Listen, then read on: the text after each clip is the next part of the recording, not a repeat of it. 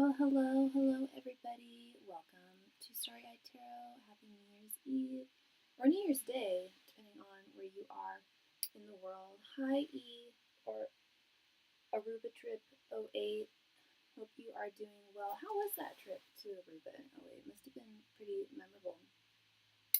Hi, welcome everybody. If you are new here, my name is Sophie. I am your friendly tarot reader for this evening. I don't know how long I will be on tonight. I kind of just popped on. I had a couple of clients who actually requested me to come on. They're not here, but hopefully they'll show up. And yeah, so we're just kind of winging it tonight. Just go out later, but the introvert in me is looking outside at the rain and not really feeling it. God, I also had a party I was to go to in El Cerrito that actually would have been, it's like a work party type thing, and I'm not going because I don't know. Even if I took an Uber, I'm low key just frightened to be on the roads.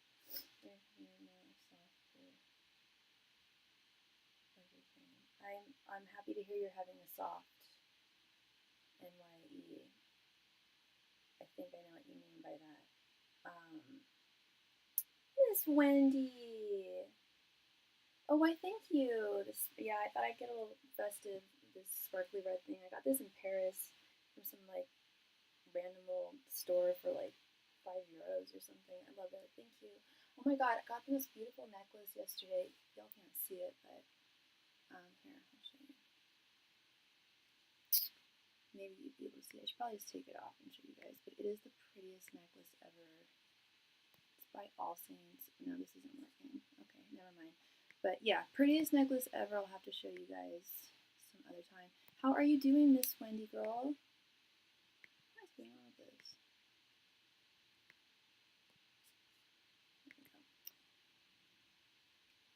Do you have any plans for tonight? Felicia, Happy New Year, love. Happy New Year. Work tried to pile more work onto me today. Oh my god, girl, you had to work today. Yeah, it's Wednesday. I mean, I'm working too. So I pushed back and won. Yay. I'm not going into 2026 being taken advantage of. That's right, girl. Yeah, you are not waltzing into the new year being taken advantage of. We are maintaining boundaries. Yeah, speaking of maintaining boundaries, I had to set a boundary this evening with somebody. I don't want to get into it, but very important. 9 of Wands. Keeping those boundaries intact. Absolutely. So yeah, as well, I think everybody here is a regular, but as y'all know, I don't answer medical nor legal questions, but just in case somebody out there is new, is watching, I don't answer medical or legal. Oh, about having to set the boundary? I feel confident in setting the boundary, but it's a little bit of a disappointment. Like, yeah, basically, yeah, I had a boundary set with someone, and they clearly tried to push it in like really manipulative way, and I was just like, not interested in that kind of. It was very like, and I've noticed this in them before.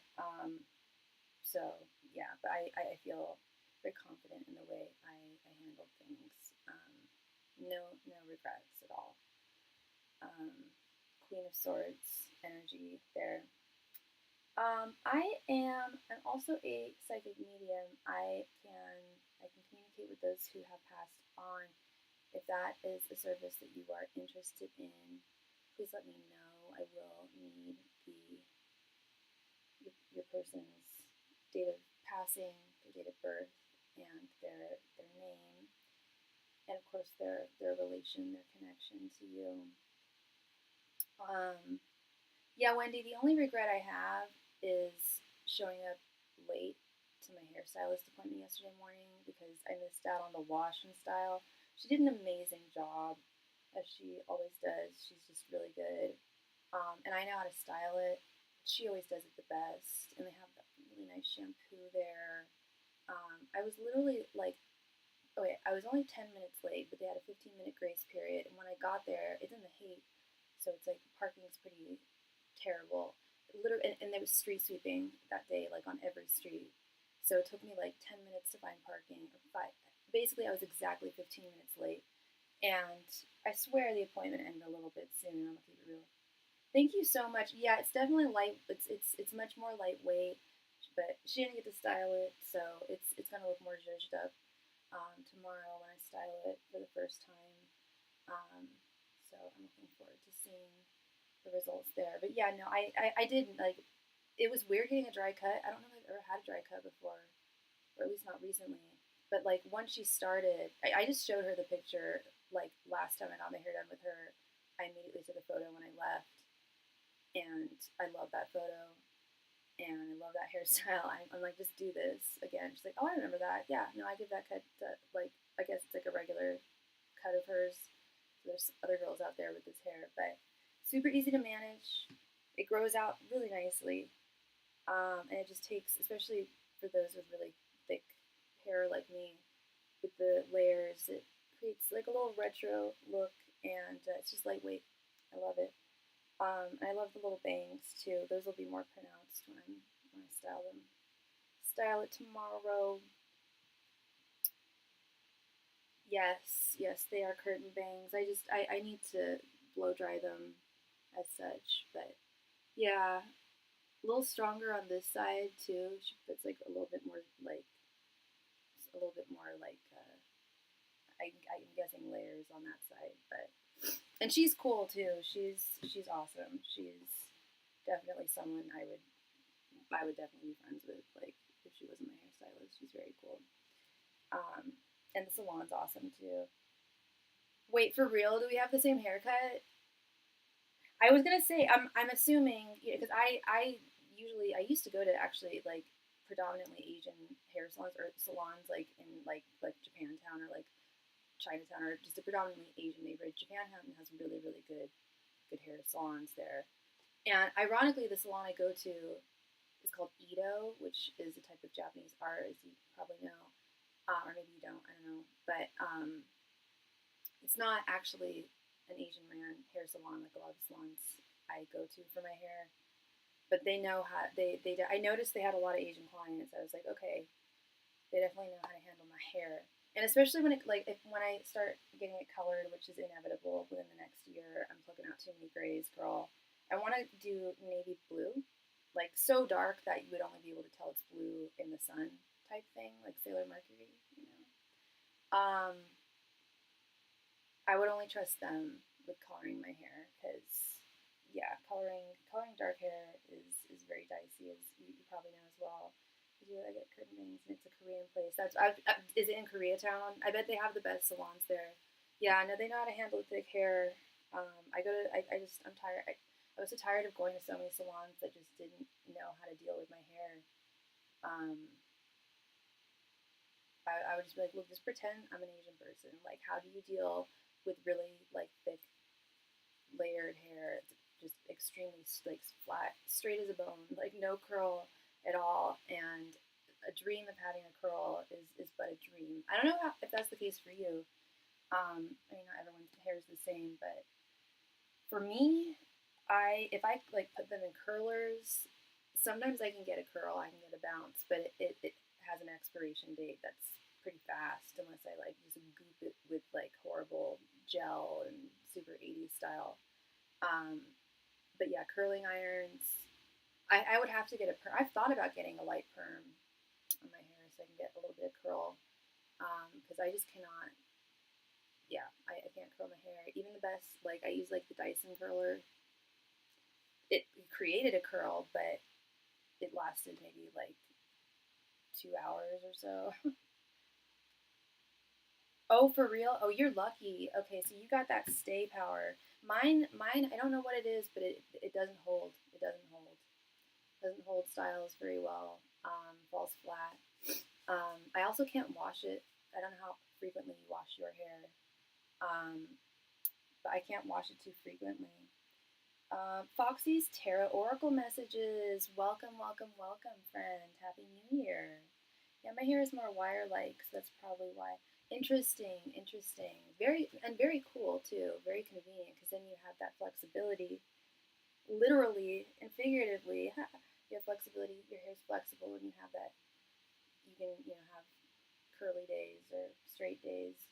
I remember my curly-haired friends growing up used to lament their beautiful curly hair. I'm like, you do, because they would spend hours straightening it. I'm like, I get that's a pain in the butt. I get it. I get it.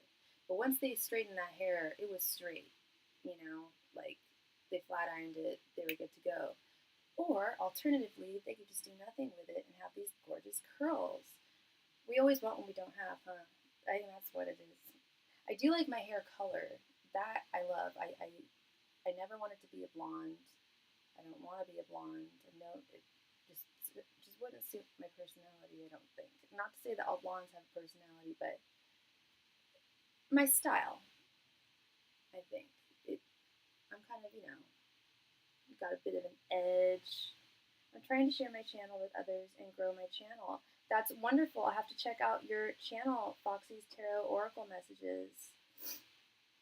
I will go check that out. Thank you. The only time I went blonde, I was going through ish.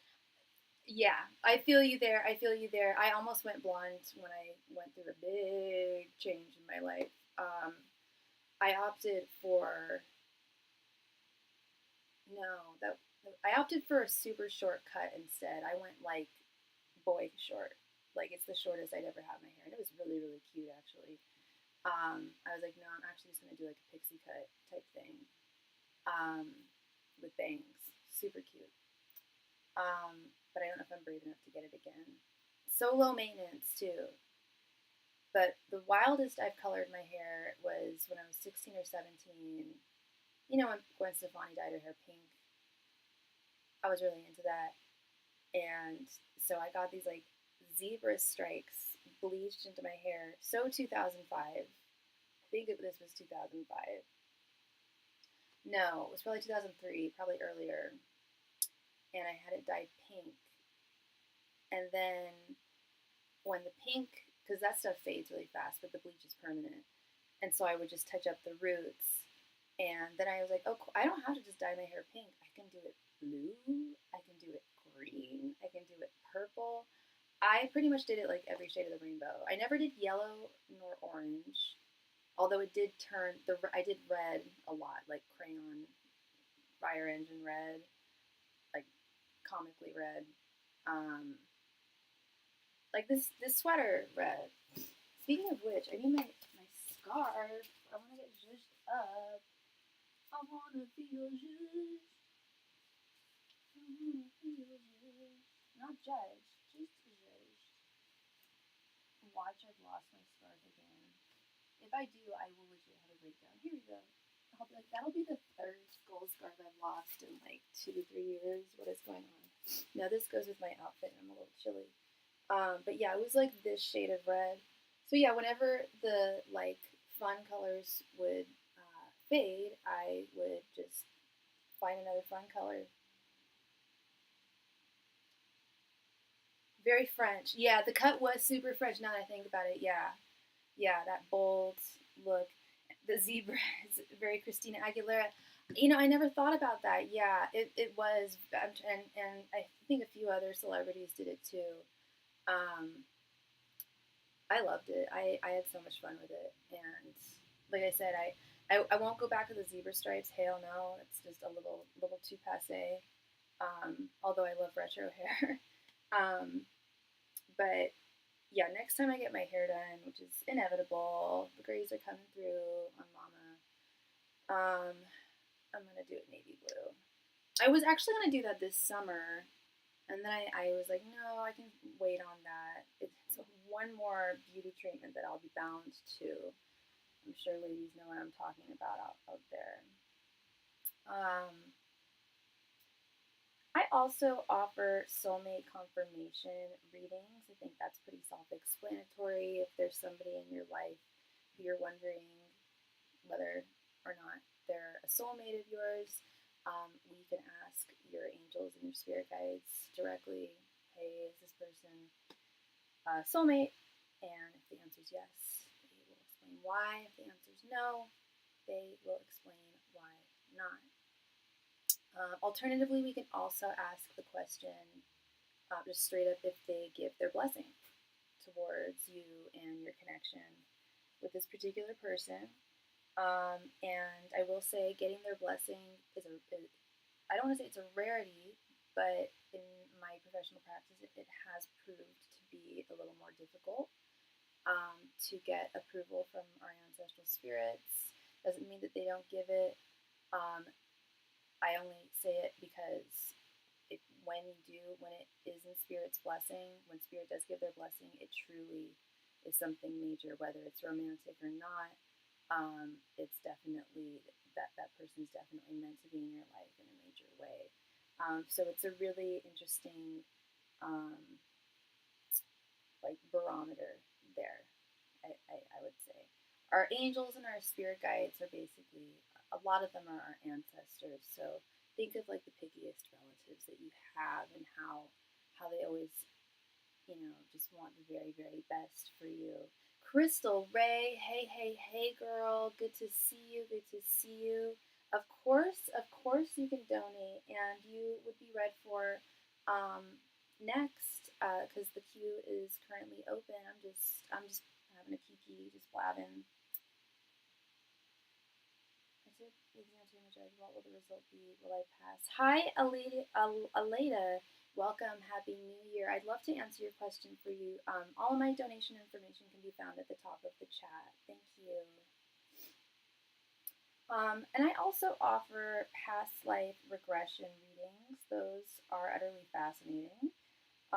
We have, depending on how old of a soul we are, we typically do have a lot of past lives, and we live as men and women. We live to be at different ages, different time periods, obviously, different socioeconomic brackets.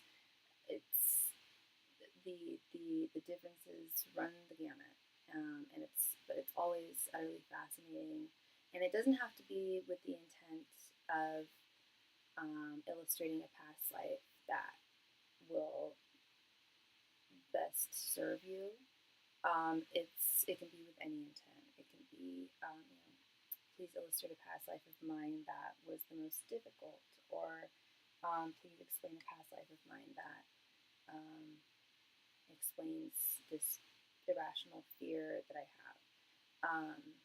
There's a multitude of very varying ways we can discover your soul's tapestry overall. And as I mentioned earlier, I answer any and all questions with the exception of medical and or legal questions.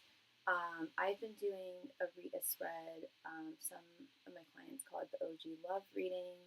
I often refer to it as the TFI reading. I came up with this reading years and years ago. And it's at no additional donation amount, and it's perfect if you have a question about how someone thinks, feels, or what their intentions are towards you, because it answers all three in one, and it also answers what their energies are in the current situation and what your energies are as well. And this can be done with a 5-card mini reading, it can be done with a 10-card full reading, or it can be done with a 15-card in-depth reading. So, and it definitely covers a lot of bases, and does not necessarily just have to be for someone who you have romantic feelings for. I have done TFI spreads for folks who've asked about friends, family, coworkers, bosses, even pets, even animal friends. So it's a very comprehensive reading that is definitely applicable to a lot of different situations. I also provide private readings. I offer 2 different types of private readings. I offer them by appointment only, and it's one-on-one, me and you over Zoom. So the setup is identical to this, unless I am traveling, of which I will be. I will be gone from the 5th of January to the 26th. But I will still be taking appointments for private readings, as I always do. I always have a deck of cards with me. And Actually, I can do Zoom calls from abroad. What am I talking about? Yeah, I can do Zoom calls from abroad. So you will be able to see the cards. It won't be the same setup exactly because I won't have OBS. Actually, I might even have OBS. That's not true. I can take my laptop to a cafe, no problem. So anyway, yeah, it's over Zoom. You can ask as many questions as you need within the time allotted, the time that you have scheduled. Sometimes if I can accommodate the time, we can add additional time if you need. But we can usually answer questions in the time that you intuitively feel is necessary or needed for your questions. And we just received a donation from Miss Crystal. Thank you so much, Crystal Ray, for your donation. Were you looking for a full 10 card reading, or did you have 2 mini readings?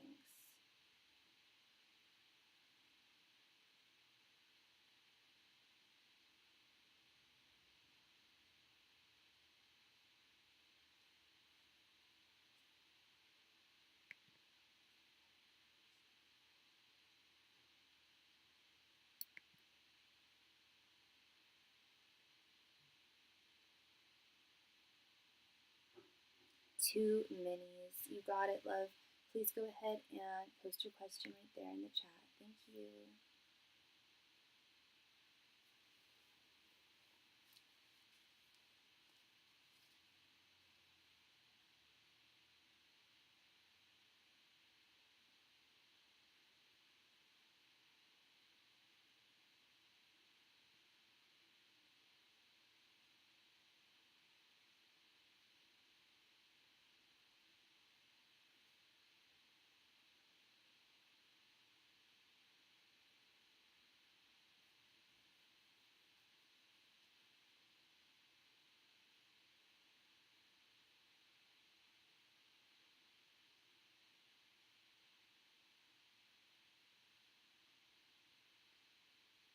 And by the way, I am using this deck today.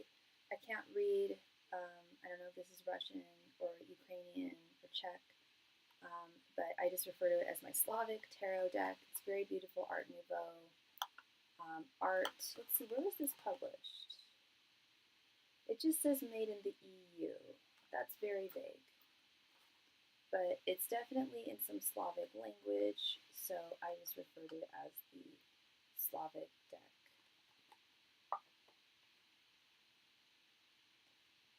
Crystal, please go ahead and post your first question. Thank you.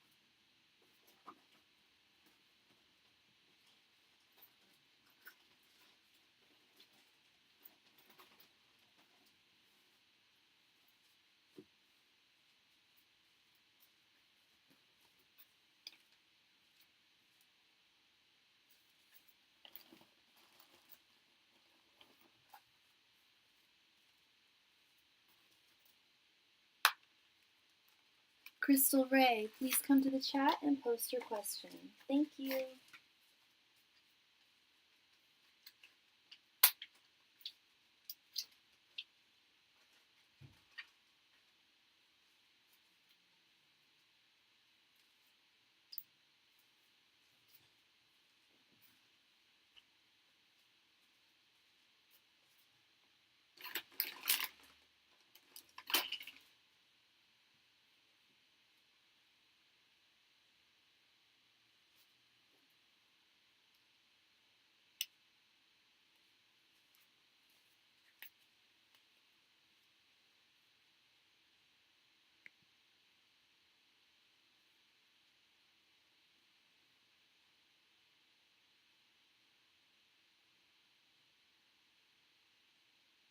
Crystal, I need you to post your question.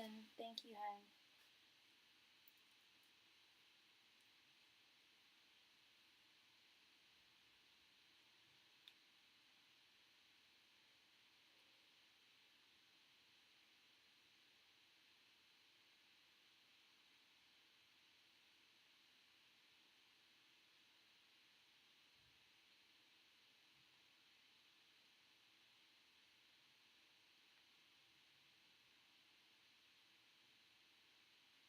Crystal Ray. I don't know where you disappeared to.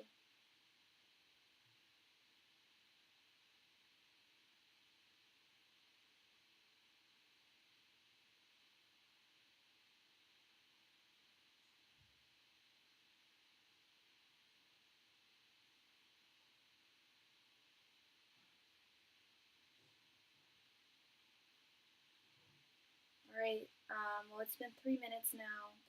Everybody gets 3 minutes to type their question once their name has been called. There's nobody else on the list, but if somebody else makes a donation and Crystal's still not here, basically the queue is currently open.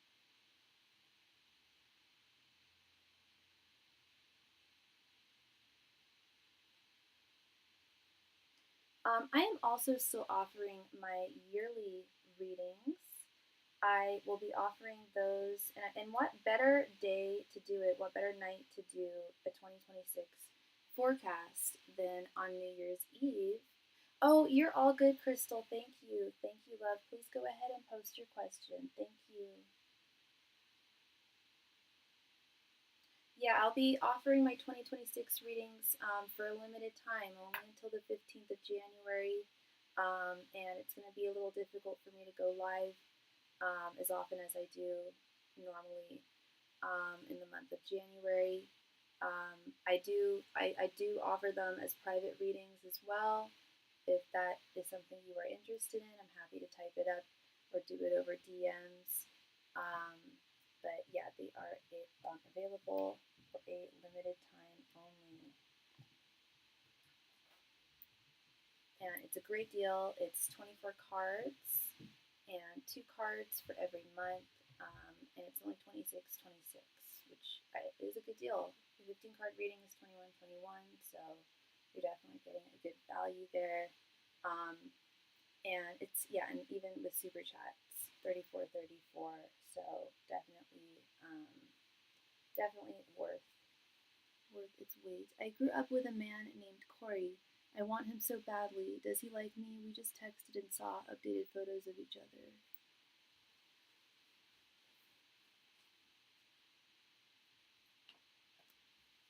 So you just want to know if he likes you? Or do you want me to ask what his thoughts, feelings, and intentions are right now towards you? We are like family, but I'm very attracted to him. And what is his sign?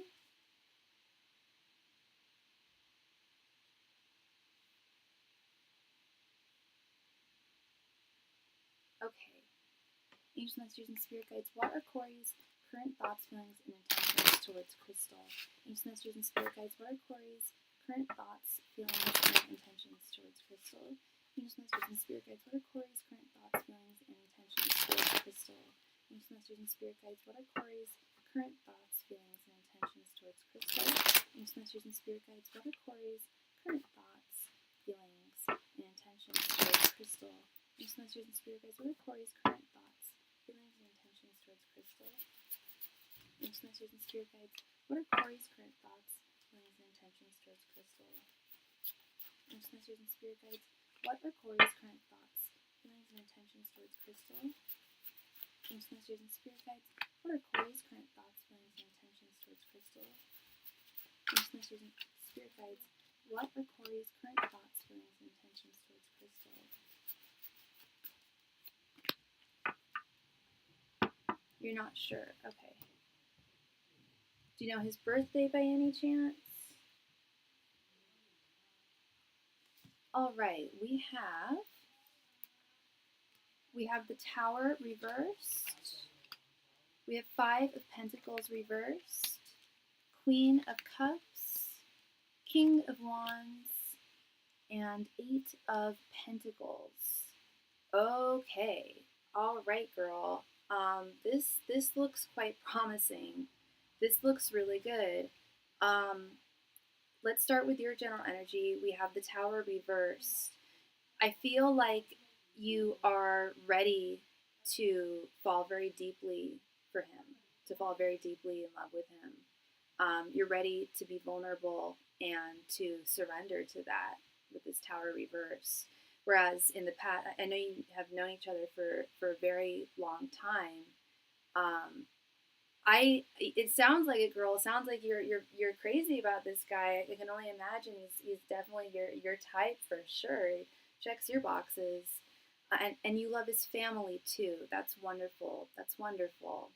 Yeah, his general energy towards you. He wants to put in the effort. He wants to put in the time. He wants to put in the work for a good connection with you.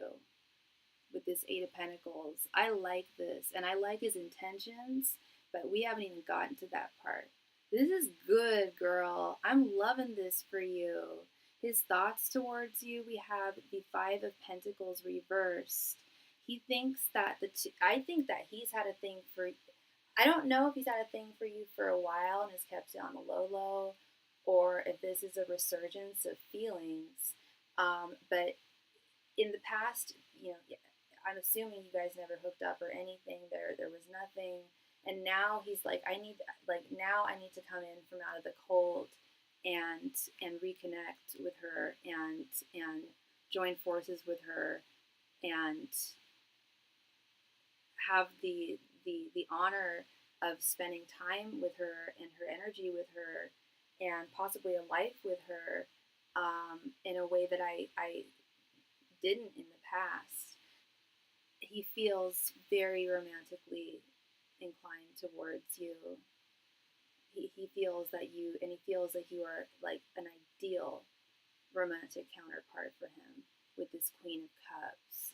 We played together as children and called each other cousins. Okay. Well, thank God you weren't actually cousins, because that would be a little weird now, wouldn't it? But that's really sweet. You guys have a deep connection, and I fully see that here and sense this, and that doesn't always mean that feelings are going to be reciprocated, but in this case, it's an added bonus. Not only does he have the same amount of affection and desire for you, both cups and wands. This is the shit we want to see, girl. His intentions towards you. We have the King of Wands. He intends to be your king, girl. He intends to be your king. I wonder if he's a Leo. His mom and my mom had us around the same time. I think I'm 2 months older than him. That's great. You guys are totally age appropriate. And what I was going to continue saying earlier was, I have done readings for people where they've been like, hey, there was a childhood friend of mine. I didn't like them when I was a kid. I mean, I did like them as a friend, but I wasn't attracted to them. But we reconnected as adults, and damn, I'm into them. And sometimes it's not reciprocated. But this time, not only is it reciprocated, but the beautiful thing about having that past with him is it provides this wonderful foundation that doesn't need to be established. It's already been established. That's one of the most challenging things about beginning a new relationship is establishing a solid foundation. And your past with him has deeply established that, and he is very attracted to you, girl, and he just thinks that you have a heart of gold. You're an ideal woman for him, especially. This looks excellent, girl. This looks really good. I'm so pleased. What a delightful reading. That's exactly what if I had asked the same thing about someone I was interested in, that's precisely what I would want to see. It's exactly what I'd want to see. I'm really happy for you, Crystal. This is good. This is good. Yay! Yay, Crystal Ray. You're so hella welcome. You are so welcome. And what was your second question, darling? Yeah, I can't wait to see how this unfolds. You gotta keep me, well, you don't have to, but I'd love it if you keep me posted, even if it's just like in comments or whatever. I really think this is gonna go places with you and Corey. How far, is he close to you or is he far away?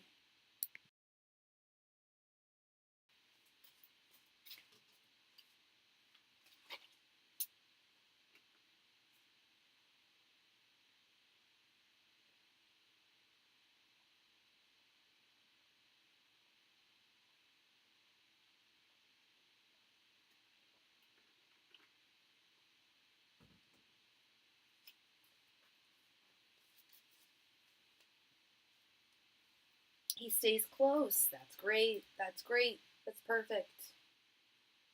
That is perfect.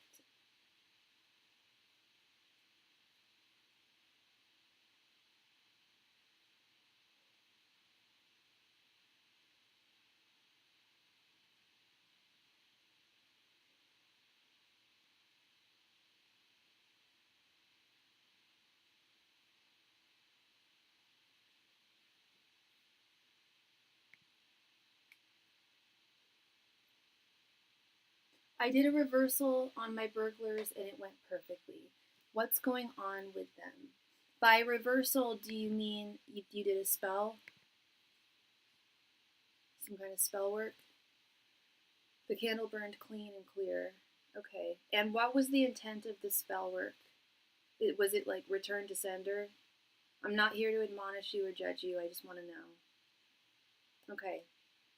And because there's only 3 different spells that I'm personally cool with, and I can't judge anyone else for what they do. I just always warn people the knife may turn if you do send bad ill intent towards someone, because that's in God's hands. God's got that.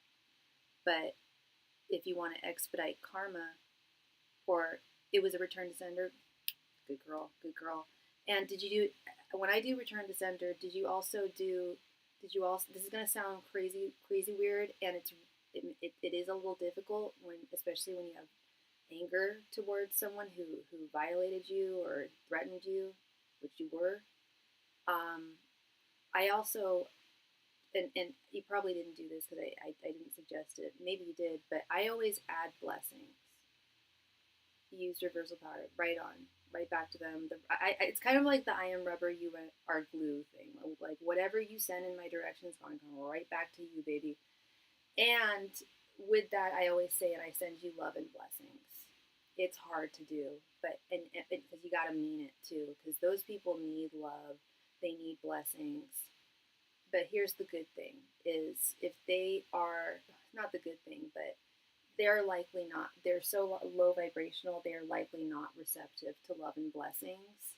But because you're doing a reversal spell, if they're trying to send you negative juju or have any negative energy going in your direction, those blessings will just come right back to you. All that love, all those blessings will just bounce right back to you.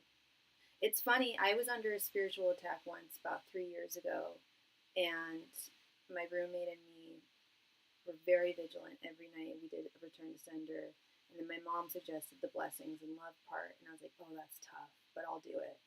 And I swear, girl, I made so much. I made hella money that week. I met a new guy that week. Like my week, that week went so well. I can only imagine what their life was like that week. But I was safe. And not only was I safe, but it like boosted my life. And I played a Bible video that they paid me back 7 times fold. Okay, so we incorporated some Christianity into this as well. Very good, very good. That they pay you back 7 times fold. Yeah. Let's see how this went.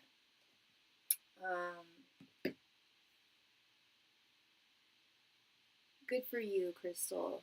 Good for you. Angels, messengers, and spirit guides. Do you want me to ask how this will affect them, or do you just want me to ask what? Because I think asking what's going on with them might be convoluted, because sometimes spell work takes a while to, especially if they've really got some crap coming towards them, which sounds like they do. It the most painful things usually take a little longer to happen, and they play out slowly too, like slow and painfully. Yeah, how it will affect them, because if we ask what's going on currently with them, it might not have taken effect yet. Angels, messengers, and spirit guides. How will crystal spell work affect the burglars? Angels, messengers, and spirit guides. How will crystal spell work affect the burglars? Angels, messengers, and spirit guides. How will crystal spell work affect the burglars? Oh my goodness, Miss Phyllis! Happy New Year, love. How are you? Long time no see. Ancient messengers and spirit guides, how will crystal spell work affect the burglars? Ancient messengers and spirit guides, how will crystal spell work affect the burglars? Ancient Masters and Spirit Guides, how will crystal spell work affect the burglars? Ancient Masters and Spirit Guides, how will crystal spell work affect the burglars? Ancient Masters and Spirit Guides, how will crystal spell work affect the burglars? Ancient Masters and Spirit Guides, how will crystal spell work affect the burglars? Ancient Masters and Spirit Guides, how will crystal spell work affect the burglars?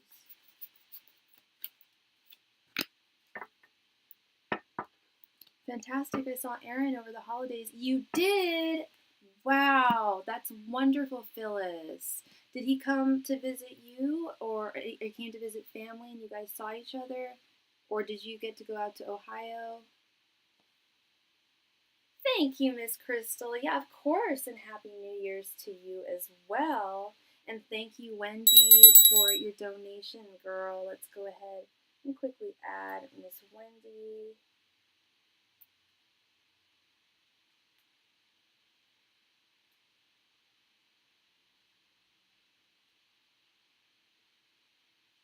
Okay, Crystal, let's see. Visit me and family. That's lovely. I hope that went well, Phyllis. We have the Star reversed, the Fool reversed, Five of Cups, King of Pentacles reversed, and Three of Swords. Damn. Oh yeah, it's gonna affect them big time. These are not good cards. No way. They're gonna be in a place of hopelessness. They're not going to be able to move forward in their lives. They're going to be in the dark for a long, long time, which doesn't surprise me, Crystal. We know that they're already in the dark and that they're already hopeless. I hate calling people hopeless, but in their actions, they're kind of hopeless. I won't be surprised if they end up incarcerated within at least a year. I mean, I wish they would have been incarcerated for the crimes they perpetrated against you, but they'll get caught doing this shit to someone else. This cycle is going to continue, and they're not going to be able to move further with continuing these dirty deeds with the Fool reversed. It's going to put a stop to this crappy behavior, to put it lightly. But this Five of Cups, they're going to regret what they did, not just to you, but to everybody that they've violated. Five of Cups is regret, guilt, loss. You throw someone in jail, you bet your ass they're going to start feeling guilty and regretful about what they did. They need to be put in jail. They really do. I don't know how you want to see justice be served, but that's how I think they need to be punished. I think they need to be taken out of society, at least for the time being, and learn a lesson, because they clearly haven't. And they may have already gone to jail. They may be recidivants, but I think that's the only time they'll learn the lesson. It did. I even gave him something I surprised him. That's sweet, Phyllis. That's sweet. That's really, really sweet. Thank you for telling me. Yeah, they're gonna really regret what they did. They're gonna super regret what they did. I was really hoping to see the Eight of Swords, because that's imprisonment. But let's just hope that happens to them. They're gonna be really at a loss for money with this King of Pentacles reversed, and these burglars' sources of income are all illegal. And trust and believe, burglarizing people's homes is not the only crime that these fellows commit. They're scammers. I'm sure they get involved in scams as well, scamming people in a variety of ways. They'll do anything to just make money illegally. They're criminals. They're not contributing members to society. They're the lowest of the low. I mean, the lowest of the low, in my opinion, is a child sex offender. Let's hope they're not that. I don't think they are, but the way that they behave is disgusting. And they're going to be sorely disappointed. This Three of Swords, they're gonna feel like they failed. It's gonna stab them in the freaking heart. Yeah, they're horrible people. They are horrible people. You don't go about doing that to people, and not to single working moms, especially. That's not to say that there's another person who would have been better to burglarize, but especially like they just have no regard for anybody's situation. It's all about them, and it always has been about them. They're like a little group of bandits, and I wouldn't be surprised if they've been caught in the past with. I mean, they are very good at what they do. I will say that they've gotten it down. If they're so good at what they do, this is not their first rodeo. They know how to do this because practice makes perfect, repetition. Um, but they're going to be stopped in their tracks, the full reverse. They're not going to be able to move forward, continuing doing what they're doing. I think the next time they pull some stunt, they're going to get caught and they're going to be thrown in jail. And I don't know if that's what you want to see happen. Like, again, I don't know what you would ideally want to see happen to them, but I think that's the most. I'm really not a fan of locking people. I think and I know so many people are locked up totally without any justice and shouldn't be locked up. And I don't like the prison system. It's a money making machine. But there are certain people who do deserve to be in jail, and they need to be literally just removed from society because they're going to continue hurting other people. And they need to learn, hey, you've got to work to earn your keep. And that's another thing is I think a big reason why they burglarize people and steal from people and scam people is that's another reason why I think they've been to jail already is they can't find jobs. They're unemployable because they're felons. They're bad people. And we're not born bad people. They clearly all, didn't have the right upbringing, didn't have the right models to look up to know that this isn't the type of life to live. Perhaps their parents did this shit too, and they learned from them. That's possible too. God, I've seen that with so many like drug dealers.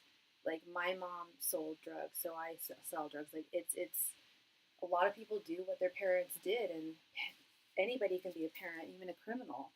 And if they,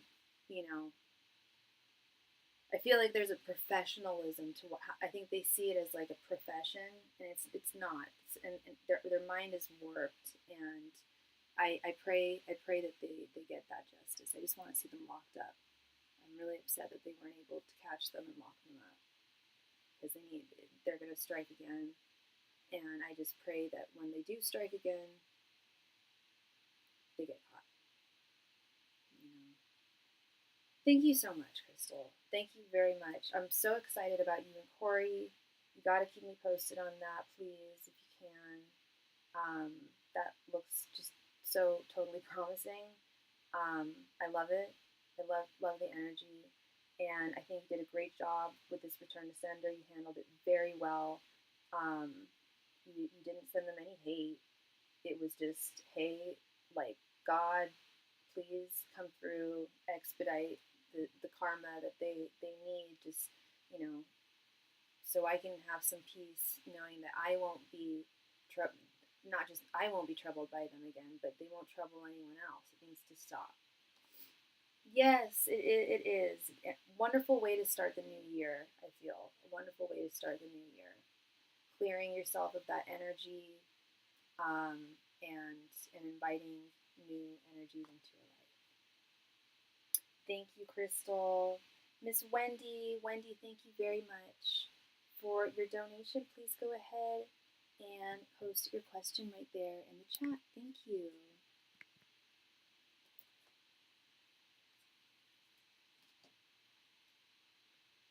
Oops, I wrote your name totally wrong. Frolics and Frolics. I'm an airhead. Freckles and Frolics. There we go.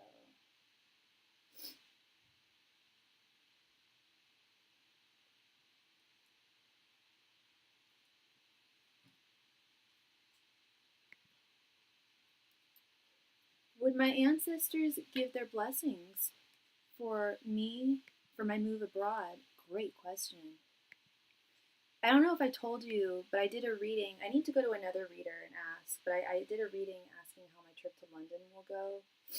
And I always get the 10 of Pentacles reversed whenever I ask about going to London. I understand London's bloody expensive. But I also got the 6 of Swords reversed. I remember that's telling me that I'm not going to want to leave. You know what I mean? I'm going to see a better life there. I can speak English. I was born in England. I can live there. I can work there. I could do what I do now over there. Whereas it'd be more difficult if I were to move to Paris, you know. Angels, messengers, and spirit guides, do you give your blessing for Wendy, for Wendy's move abroad? Angels, messengers, and spirit guides, do Wendy's ancestral spirits give their blessing for her move abroad? Angels, messengers, and spirit guides, do Wendy's ancestral spirits give their blessing for her move abroad?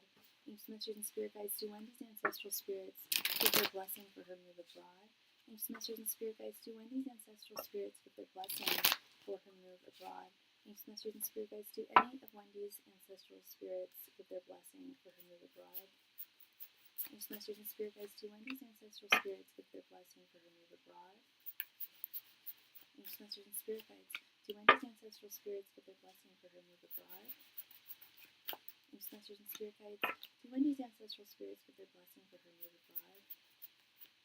Angels, messengers, and spirit guides, do Wendy's ancestral spirits give their blessing for her move abroad?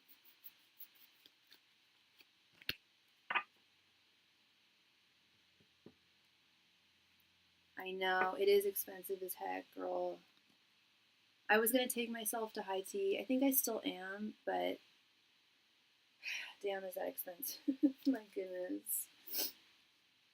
All right. There's also a lot of fun, free things to do as well, for sure. Or just like cheap things to do. I need to find some drag shows. I spent a lot of time last night contacting my drag friends in Paris. There's a ton of cool, excuse me, there's a ton of cool drag shows coming up that I'm super stoked on. I reached out to a few of my friends over there. That's what I'm telling myself. I won't be there actually on my birthday, but I'll be in another country on my birthday, a country that when I tell people I'm going to there, they don't respond very nicely. And I know you don't have that attitude, but other people in the chat, I'll be in that other country on my birthday. But yeah, I think I'm just going to go just to celebrate my birthday early. It's the big 4-0. Okay, we got Knight of Swords, the Hermit reversed, Ace of Cups reversed, 2 of Cups, and the Moon reversed.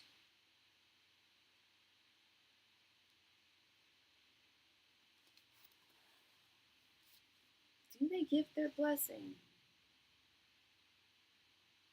There's a few interesting messages here, Wendy, that are making it difficult for me to determine whether they're giving their blessing or not.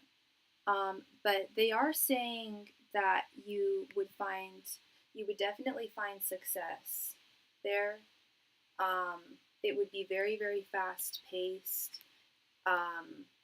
The energy is, there are some affordable high tea.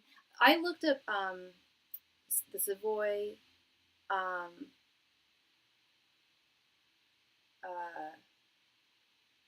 was the other one?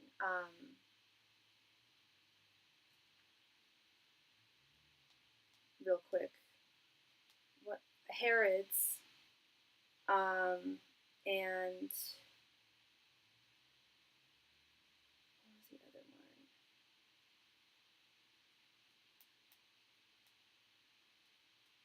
I've been there before.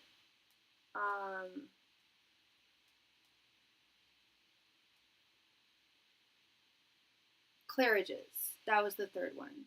And the cheapest of the 3 is Harrods. They're all super bougie, I know, but they're so nice. I don't know if you've ever been, but I've been to Claridge's. I've never been to Harrods, but I've been to Claridge's and I've been to the Savoy.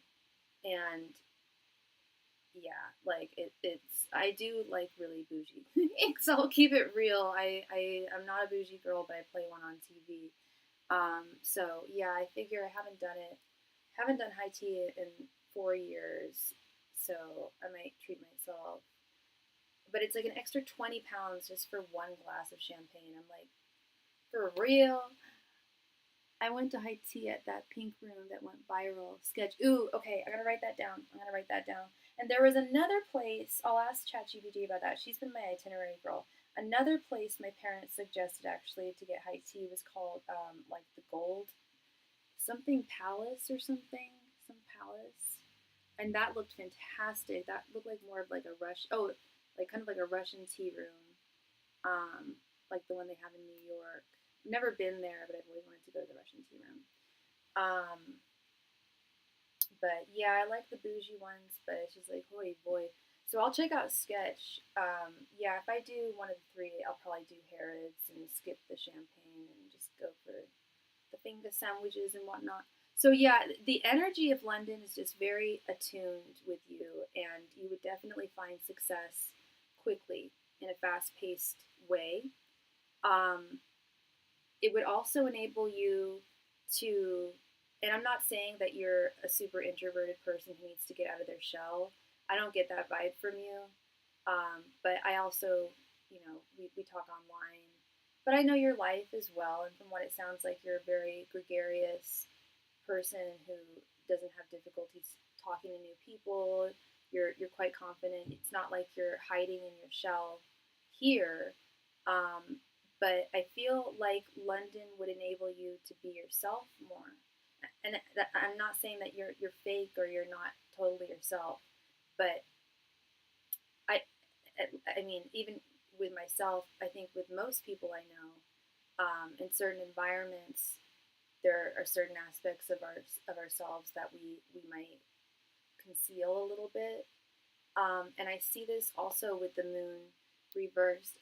I need to connect deeper with people. It's harder when it's LA. You would definitely find, and I'm gonna get to that. I'm gonna get to that, hun. That's a big thing here. Is you definitely it's. Let's be real. LA's shallow as hell. It's shallow. There are shallow people there. There are deep, good people there as well. It's a big city with a lot of people, but there's a lot of people, especially I hate to say it, but like transplants who it's usually one of the two, either the transplants who just want to be a movie star or old Hollywood money people who are just so jaded that they have no depth to them. London's very different. London, I really feel like people actually want to, when they ask you, how are you, they actually do want to get to know you. Um, and in turn, I feel like you would discover more of yourself through other people, if that makes sense. It's so good for networking, but you have to really know people to trust them. That too. That too. Like people bullshit a lot. I mean, people bullshit a lot everywhere, but especially in Hollywood. Like, I know that name dropping, oh my god, the I know this person thing, the name dropping, the promises of connecting you with someone and then never hearing anything ever again. Even with my modeling, I've experienced that when I'm in LA, I don't like working down there anymore. I have a lot of friends who still do, but it's a similar vibe in New York too. Not quite as bad, but low key. Um, and yeah, Spirit is saying that this would definitely feel you would understand yourself more with this Ace of Cups reversed. There's more of you that you would discover and in love as well. You would discover new parts of yourself. You would feel more connected to others around you in your environment. And I do see a divinely ordained love. I think we saw this in the past when we asked about London or just moving abroad. I think we specifically asked if you would find success in London, and I said, yeah, but it would be a different kind of success, likely finding love and having kids. I don't know if you want kids, but I kind of see it. I get mommy energy. We talked about that. Mom, you'd be called mom. Again, we have this Two of Cups, and this is the only card that I ever say is divinely ordained. So yes, yes, they do give their blessing. Yeah, absolutely. And I'm not your spirit guides, but I give my blessing. You know that. Yeah, this Two of Cups is a big deal.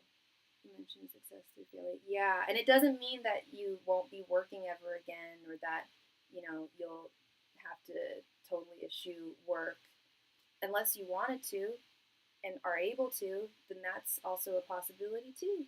Um, but also with this Moon Reverse card, this is also a signifier to not fear the unknown. There are just bound to be unknowns when it comes to moves and travel. And those are the things that we should really just embrace, so long as we're being mindful of our safety, which I know you are. But yeah, divinely ordained. This is the only card that I ever say is a divinely ordained card. So my answer is yes. Yeah. They had a lot of explaining to do as to why. That's why I was kind of caught off guard for just a moment there. But my answer is yes, girl. My answer is yes. They do indeed give their blessing for your move. So yay, yay, yay, yay! We love that, and we love that you're going to find success and positivity there, and just yeah, what a joy to just be able to be you in the most authentic sense possible. No, no, no. And that's pretty rare if because spirit knows what you desire, and unless it would be really bad for you, which is what they're saying it wouldn't be, would be the opposite, then they're going to support you in your dreams. And they're going to help do everything they can to help facilitate making that dream come true on the other side. And you do your due diligence, as I know you're a hard worker. You stay focused and you get things into action and plan. So they have no, they never ever tell me, oh, we need her to meet me halfway. I get that from them for other people a lot. Like, can you tell this person they've got to meet me halfway here, or meet us halfway? They never ask that of you. You always meet them halfway. You do your part, they do theirs. And yeah, they're aware of our dreams. They're aware of your dreams. And like I mentioned, I'm repeating myself, but yeah, so long as there's no harm, and especially as long as there's positivity, the energy as it currently stands in London is definitely one that resonates with your energetic vibrations. So yeah, they definitely give their blessing for sure, for sure. And I love that. I love that. I honestly can't wait to go back. It's been a long time since I've been back in my home country, and last time I was there, I only had a day there, so I really didn't get to spend a lot of time there. I packed a lot into one day, but having 4 days is really nice. I changed my train there. I was initially going to leave Paris at like 7 in the morning and arrive at like 8, but my check-in time at my Airbnb is 11. So I moved my train to arriving at 10, so I don't have to store my luggage, because I'll have to do that on Monday when I leave. So yeah, I changed my time for my first ticket last night, and so now I can just head over to Camden, straight from the train, get into my place, and start rocking the night away. I'm so excited. It would be fun if you were there at the same time. I reached out to my girl in Israel. She's a client on here, and hopefully we're going to be able to meet up. I'm weird, girl. I don't drink coffee. I don't drink, but I drink chocolat chaud, which has. I'm very sensitive to caffeine, so I love a good chocolat chaud. They know how to do hot chocolate in Paris, as you know. My goodness, it's so good. Yeah, I'll definitely have a croissant and a chocolat chaud before I head over there. Maybe bring a croissant on the train with me. Um, Yeah, I'm stoked. And I love the train ride. It's so romantic. I mean, I know that's like a really cliche thing to say. Train rides are so romantic, but yeah, they are. It's a perfect place to just stare out the window and listen to music and journal and read. Um, yeah, I'm really stoked. I'm glad I chose that over flying because, yeah, what you said is so true. Like, flying likely would have been cheaper. I don't know. I got a really good price on my tickets, though. It was like $99 for the return ticket. It was like $200 total. That's that in my opinion that's a good deal. A flight likely would have been more with my luggage and everything. And then I have to do check in and then I have to take an Uber, which I'll probably do to get to the train station actually because that's a schlep. Um, and difficult to navigate, but yeah, we'll figure it out. I brought a croissant and coffee with me on the way to Paris from London. It was such a short, relaxing ride. Yeah, it's really like not. It really doesn't take a long time. I think it's what 2.5 hours or something. And I know they go to other places too now. When I was on the Eurostar website, I think they go. They might go to Amsterdam now. When I took the train to Amsterdam, it was not the Eurostar, but I did leave from Gare du Nord, not Charles de Gaulle, Gare du Nord. I just remember. So the place I'm staying is literally like a 2 minute walk to like three different metro stations, and but I do remember taking getting to Gare du Nord from my place by a train was a bit of a challenge with my luggage. There's lots of stairs that I have to climb. Um, and I still don't know how much luggage I should bring. If I should bring a little suitcase or just my big suitcase and then lug my big suitcase to London. I don't know. What would you do, Wendy? Oh gosh, when you're there, it's so hard to not want to go everywhere. I know. That's why I need ChatGPT is my girl. She's been really helping me out with an itinerary, like a solid. I was like, girl, I've got ADHD. It sucks. It's hard for me to come up with solid itineraries, like hour by hour, but also soft itineraries. Like if I'm feeling like if my energy is depleted, I have an alternative of doing something less stressful or less intense. So yeah, she's coming up with a whole itinerary for every day that I'm there. I'm like, girl, you want to do that for me for Paris too? Like, in terms of finding drag shows. Even she said it. Like, it's not those things aren't posted online. It's more word of mouth, social media, um, reaching out to the dolls. I don't know any British drag queens, so I don't even know who to reach out to. I need to do that tonight. The flat in London was on the fifth floor and no elevator. It was tough, but I was there for 4 nights, so it was worth it. My flat in Paris is on the fourth floor and there's no elevator, and that's why my friend is just like, don't bring tons of luggage because I'm not going to be with you when you arrive, and you're going to have to schlep that all upstairs. I've done it before. It's a bitch, but it's doable. I don't. I believe the place I'm staying in Camden. I believe I'm staying just on the first floor. Um, if I'm not mistaken, I think it's just one. It might. I don't think it's a one floor place, but I'm staying on the first floor, so I don't think I have to worry about that.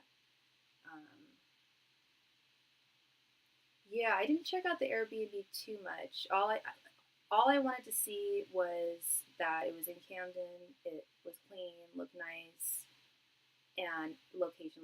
Because I'm not looking to stay in my Airbnb. I'll probably do a couple lives from London. Um, yeah, first floor is not bad at all. First floor is not bad at all. I'll probably do a couple lives from London, but otherwise, I'm not staying in my Airbnb, so I don't need it to be super amazing.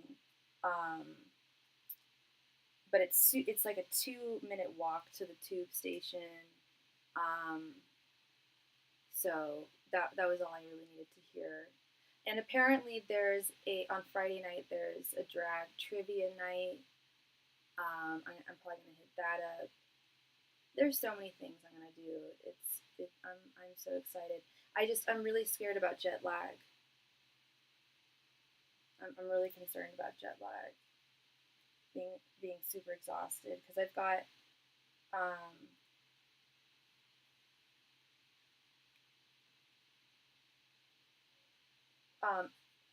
sorry, brain fart. I just got a text from my doctor and I forget what I was saying. Yeah, just oh yeah, the jet lag. Yeah. Yeah, and I'm just gonna take it easy when I arrive, do my best. There's a party, there's a drag show the Friday night before I leave that morning. If I'm just too exhausted, then I'm too exhausted. I've got to just listen to my body and try and be as disciplined as possible. It usually kills me the first day. I usually have like one or two, or usually the first 2 days I have like just nights where I just sleep like forever. But Christy, hey girl. My Christmas was fantastic. Thank you, love. And yes, I can absolutely. Did you send a donation?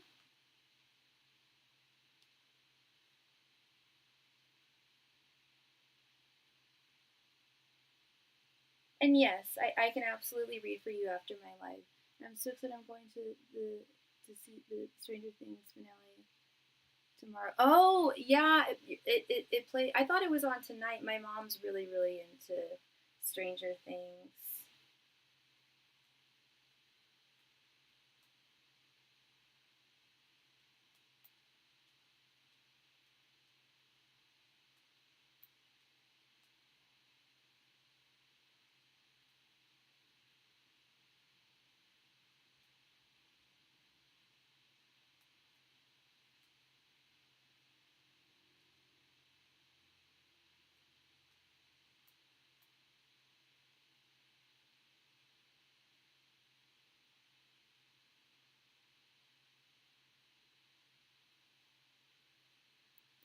Yes, on Netflix tonight, and then there tonight and tomorrow. It's only in the theater tonight and tomorrow.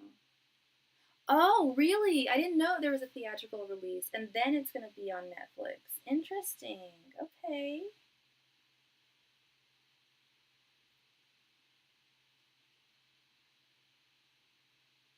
Oh, and I just saw that you made a donation earlier, Christy. Thank you so much, love.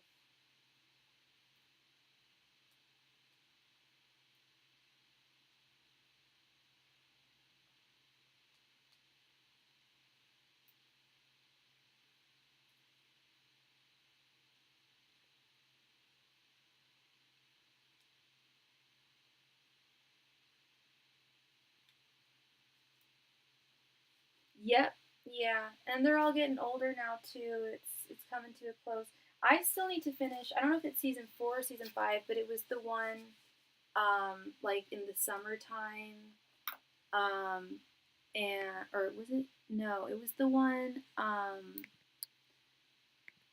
with the guy who sells weed and other drugs, and some monster kills the cheerleader girl who's like affected by everything. And then I didn't finish that season. I just got busy and such.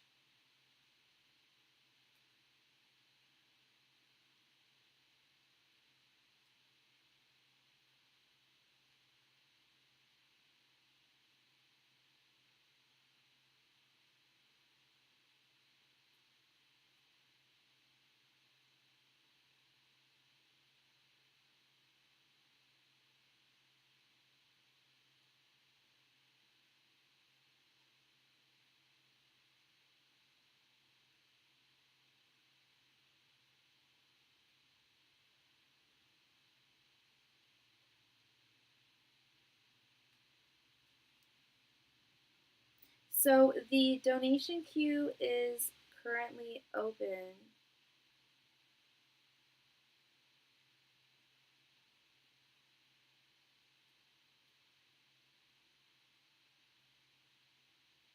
If you have a question, let me know or send your donation. I'll be able to help you out.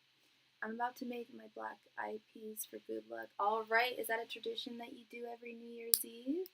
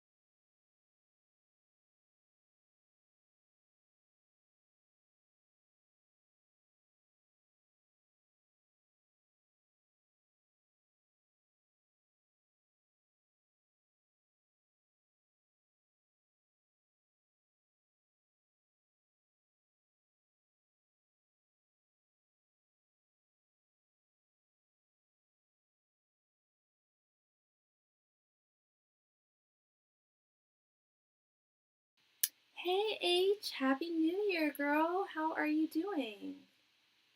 Are you doing anything fun tonight?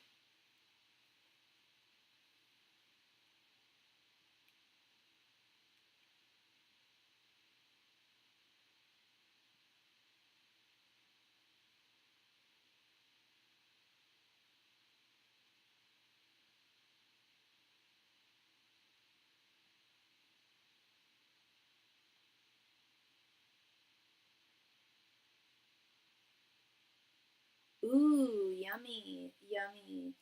I love tacos. I love, and every day, I know it's Wednesday, but every day is Taco Tuesday in my world. What kind of tacos? What fixins do you have? Oh, that's wonderful, H. Do I feel at peace? Yes, I do. I'm not doing anything tonight. I was invited to a couple of things, but honestly, the idea of being on the road just really freaks me out on New Year's. And I'm about to leave for my trip on the 5th, so I'm a little nervous, stressed about just getting everything ready for that, making sure I've got everything I need. Um, so I'm probably gonna do some New Year's cleaning tonight, actually, while I'm here. Um, yeah, I feel like this New Year is gonna be really good.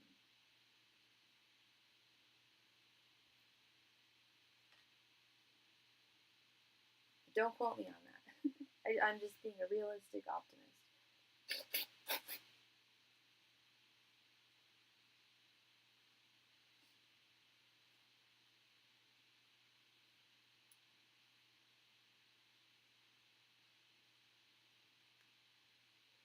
Beef, onions, beans takes place of rice to be a bit healthier. It's exciting. Hope you enjoy. Thank you. I always have. I'm a vegetarian, or I eat fish and chicken sometimes, but I love veggie tacos. I load them up with beans and rice. I and guac.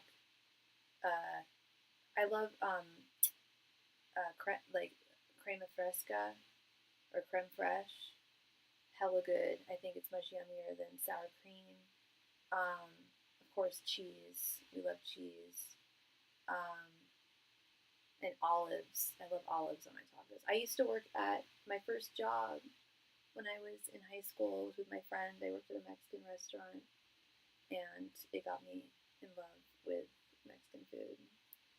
I actually stopped there for food.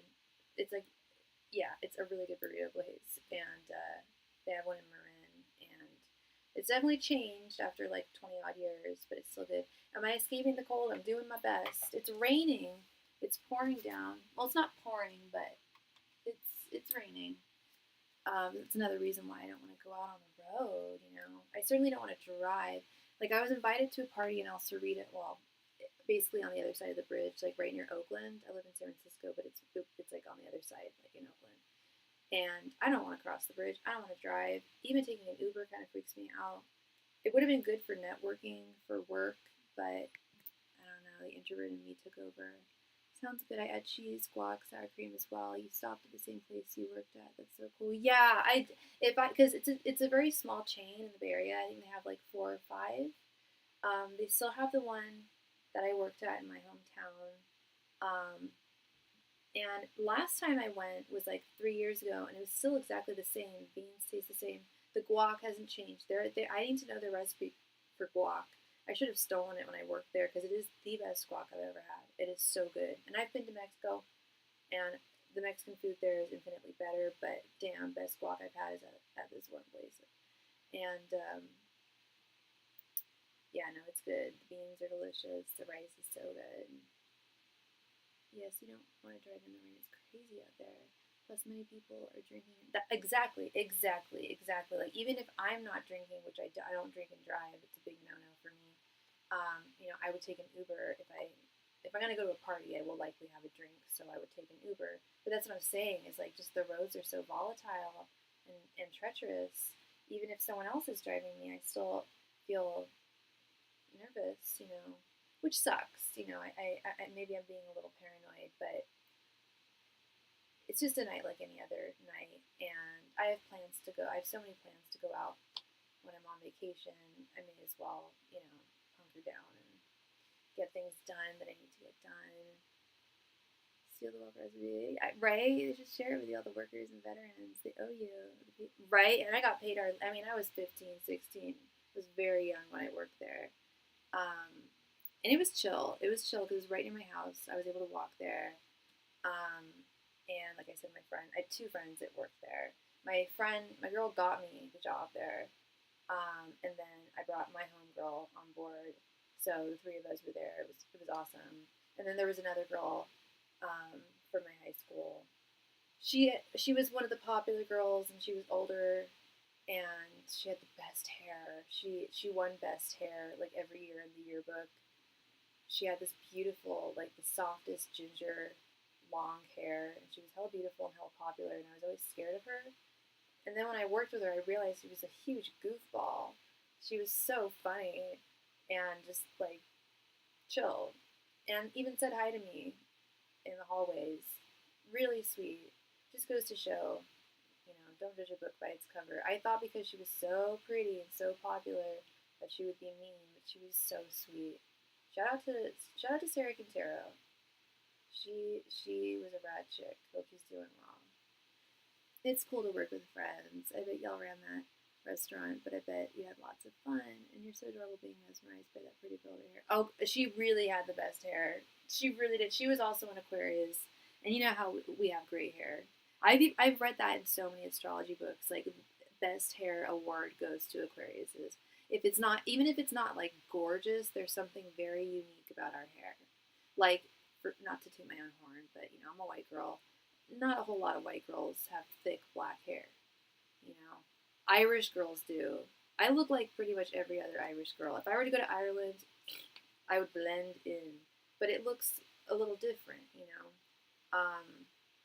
A lot of Aquariuses I know have just either like very interesting hair, like just very beautiful. Aquariuses in general are very beautiful. I think Libras win for the prettiest. I've read that a lot too. Libras are very good-looking people, I've noticed. I'm sure there's some not so attractive Libras out there, but they like nice things and present themselves very nicely. I'm Libra rising, which explains why I like fashion and beauty so much. A lot of Aquariuses are like, I'm naturally beautiful, which is true. A lot of us are. I have really thick locks, and everyone tells me how they like how big my locks are. Yeah, for sure. I bet you do, girl. I bet you do. Do you treat your hair with anything, or do you just leave it natural? I don't think I've ever seen an ill-dressed Virgo. I think they're always well kept. They're always well kept, but that's interesting that you bring that up. I would say the best dressed sign is Pisces. I have legit met Pisces just randomly. Like, I'll meet them on like a dating app or something, and I'm that girl. I ask them what their sign is, and and even if I can't really see it in the photos, I'll be like, "You're a sharp dresser, aren't you?" This happened recently to a guy I was talking to, and he was like, "Oh my God, how did you know?" He was like, "That's what he was a professor, and he was like, that's what all my students always say to me, like, oh, your tie is so great, your outfit's so great." He's like, "Yeah, I love style, I love fashion." I was like, "'Cause you're a Pisces." Pisceans dress so well. I've never met a Pisces that didn't dress well. My little girlfriend growing up in elementary school, very rich little girl, got spoiled. Her dad would shop for her at Neiman Marcus as a child. Like, holy moly. She had the best wardrobe, but she knew how to dress. She had the resources, but she also just knew how to dress. I don't think I've ever seen. Oh, sorry. I thought you posted something else. Yeah, no. My vote for best dressed goes to Pisces, and my favorite, like Alexander McQueen, is my favorite fashion designer. He was a Pisces. My second favorite designer is Dior. He has the same birthday as me, January 23rd, and he believed in tarot. I have a scarf, a Dior scarf. They did a line, basically like paying reverence to his love of tarot. So I got the Aquarius. Basically, they did a scarf for every major arcana, and I got it for a really good price too. And I just happened to get it like while it was available. They don't make them anymore. They just made them like 2 springs ago, and it was crazy. So I went to visit the Dior Museum in Paris to get to see where he lived and worked. and I just learned all about him, and I just felt this deep connection to him. I felt like he was with me. It sounds so lame, but I really do. And as I was walking through, I was just mesmerized. And then I found this little doll that had this beautiful dress that he had designed. And the pattern on the dress was every single major arcana card. It was like a tapestry of tarot. And then there was a little story that they posted right next to the doll. It said Christian Dior left his family's home in Provence for Paris for college when he was a young man to be an architect. But right before he left, he went to his village tarot reader, who he went to a lot and just like swore by her, right? And she told him to go to Paris. You have to go to Paris. You have to do this. But I'm going to tell you something. You're not going to be an architect. But pursue architecture, but you won't end up being an architect. You're going to end up changing women's lives forever, is what I see. She probably got the Empress, I'm thinking. And so that was very vague, and he was like, oh, okay. She was like, just go, do your architecture thing, and you'll figure it out. And he noticed the way women dressed in Paris, and how a lot of dresses were not made for women to zip in and out on their own. It often requires another person to get you out of your dress, which is not cool. Women need autonomy. Not every woman has a man in their life or someone who they feel comfortable unzipping their dress for them. So that was one of the first things that he changed, was women being able to get into their own damn clothes. And then he noticed that the structuring of a lot of the dresses was just kind of off and not flattering for women. And he was like, well, damn, if I can construct a house, I think I can construct a dress. And so he basically, the way he designed was like he was like drawing up architecture. I just think that I get chills when I tell that story. That was really long, I'm sorry. But yeah, he was very mystical, very mystical. Jesus was a Pisces. He sent me a video in his room. Oh, Jesus. I'm like, no, Jesus was not a Pisces. He was actually a Libra. He was not born in December. He was born in October, late October. So actually, he would have been a Scorpio. But we're talking about not Jesus. We're talking about Jesus. So Jesus was a Pisces. He sent me a video. Oh, I remember. Yeah, he sent me a video in his room showing me something about what he built, and I noticed how clean and styled his room was. My best is a Pisces, and you're right. Yeah. That's cool. You got one of the last ones of him. Wow, you felt a connection. That must have been. Yeah, I really did. Right. Autonomy is important. It's cool. Who would have thought he would go from making houses to dresses? That's cool. Right. It was like, well, I mean, he was obviously gay guy. I think there's very few straight male designers. I think Tommy Hilfiger's straight. Maybe Calvin Klein, I don't know. But he was gay in a time where you couldn't be open about being gay, you know. But I'm sure all of his girlfriends, I mean, when when you're friends with a gay guy, sometimes, I've been friends with closeted gay guys, but they're not closeted with me. But especially when I was younger, they'd be like, I'm gay, but please don't tell everybody. Everyone knew, but they were uncomfortable with it. But I mean, especially back in the day.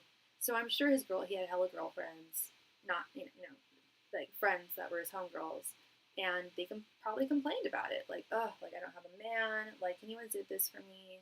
And he was probably just like, that's effed up. Like I can get out of my clothes. Check this out, girl. My mommy got me this beautiful couture tarot deck. I'm thinking about doing a video showing all the cards in this. I just saw it randomly advertised on YouTube. I'm like, oh, that's perfect for me. It incorporates couture with tarot. And check this out really quickly. It says featuring imagery from designers such as Gucci, Dolce & Gabbana, Burberry, Versace, Prada, Chanel, Louis Vuitton, and the mystical Christian Dior. Notice how that's the last person she mentions, and he's mystical. So she knows. He was very, very into the esoteric, and it served him. He listened to I'm not trying to sound like it. You gotta listen to. This is just a lesson. Always listen to your tarot reader. No, some tarot readers are not great, but if you know and trust someone who is great, and they've led you in the right direction, even if they say something that seems vague, there's a message there, and her message was there. Yeah, it was really awesome. I'd love to go back, and it wasn't expensive either. It was like €8 to get in, like really cheap. That's what I love so much about the museums and stuff in Paris is they keep it really affordable for people. So I just kind of wild out. There's also the YSL museum. You can see his house. Azadine Alaya, you can see his house and his designs, and they leave their rooms exactly like they died. They didn't clean them with all three. It was like with Azadine Alaya, he died very suddenly. I forget how he passed. I think it was a heart attack, but he had a party the night before he passed, and he was designing clothes for I think Grace Jones, if I'm not mistaken, a dress for Grace Jones. And he was in the middle of that, and they just left everything as it was. And I think that's the most respectful thing. And oh my God, girl! So I take pictures of every dress. It's just like stunning. And I don't know if you're familiar with Sora, the AI. I'm not really into AI videos, and they're problematic, but they're fun. If you get pictures of designer dresses that you would just die to try on, but likely maybe would never get the opportunity, like myself. I've put myself in Dior dresses. I put myself in Bulgari. I've put myself in like everything, you name it. Hella vintage stuff because I go to a lot of museums for vintage fashion. And as long as there's no face of the picture of the dress, like as long as it's just on a mannequin, you crop even the mannequin head out, it'll put it on your body, and it's amazing. It's also really cool. Sometimes I'll just prompt a video to be like, hey, can you give me ideas for like what to wear this autumn? These are my favorite colors. This is my style. And then they'll like give you ideas for like outfits. It's wild. I'm torn with AI video generation. I don't know how you feel about those things, but it can be fun. I went on a little bender, like just putting myself in like all, because like I mentioned, I go to a lot of museums for fashion, and I take pictures of almost everything. So I just have this like library on my phone of all these beautiful vintage gowns and such, and that I won't ever be able to try on because they're in a museum and you're not allowed to. Girl, I even feel weird, like I was at the Alexander McQueen boutique once, just looking around. It felt like a museum. The sales guy was so sweet. Oh my God. He showed me everything. He, of course, I fell in love with this one dress, and he was like, oh, try it on. And I was like, no, no, no, because I knew I'd cry, because it was like, blah, blah, blah, $1,000, and I just can't spring for that. But I should have just tried it on, just to try it on. Oh my goodness, we just received a donation from Austin. Thank you so much, Austin, for your donation. That's pretty cool. I have some people being kings or seeming like they took pictures with celebrities, and it looks so real. It seems interesting. AI is the new window shopping. That's how I see it. And all these girls started liking me, and I started following them as well, and they were doing the same thing. They copied me, which I'm not offended by. I'm very flattered. I'm like, and I want people to know about this. Like, yeah, if you see something that you want to try on, take a picture of it, crop out the body. As long as there's no person on it, they'll put it on you, and they sometimes they don't render it totally correctly, but they usually get it right. Yeah, that's funny, having pictures of celebrities. Yeah, for sure. It's wild. It's wild how strangely accurate it can look. Yeah. The first time I discovered Sora, a friend of mine sent me a video of him in a silly Halloween costume. But the way he was speaking was like not him. I was like, wait, Halloween hasn't happened yet. How did you go trick or treating? He was like, that's AI. I was like, shut the fuck up. Are you serious? Like, yeah. It's crazy. I've kind of been off it for a while now. Unless I like need it to like make like, I don't know, like a graphic design or something. I mean, I'd use ChatGPT for that. ChatGPT is my girl. She's like my little PA. Austin, thank you for your donation. Please go ahead and post your question right there in the chat. Thank you.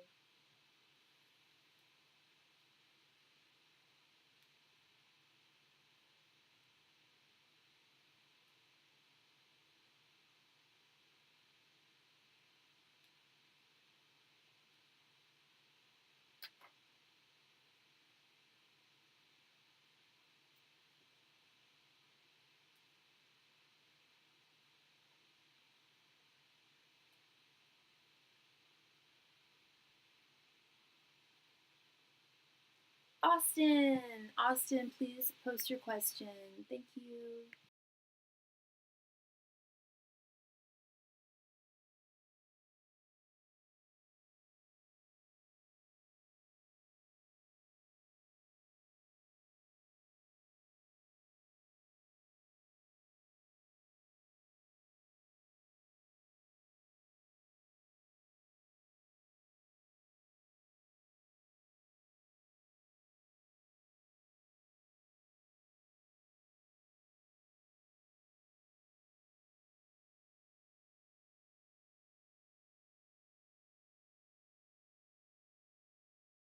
Oh my goodness, you're Austin. You're the other Austin. I'm so sorry, my friend. I am so sorry. I'm embarrassed. I'm so sorry, dude. How are you doing? I'm all talking to someone who's not there. Oh my goodness.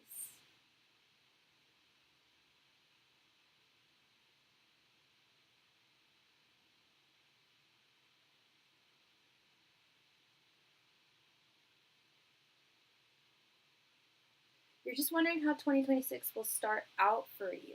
Okay. So yeah, with 5 cards, we can probably see possibly up to early February. But I feel like this is more of a month in review. I'm going in the new year. I'm going to be offering some new types of readings. I'm going to do a monthly review reading that consists of 2 cards for every week. So that would be an 8-card reading spread. But this will be essentially for the month of January for next year. And you're are you a fellow Aquarius? What's going on here? Are you a fellow Aquarius, or are you a Leo? I don't quite remember.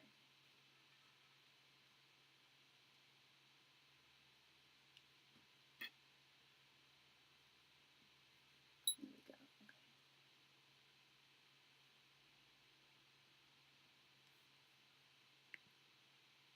Okay. Oops.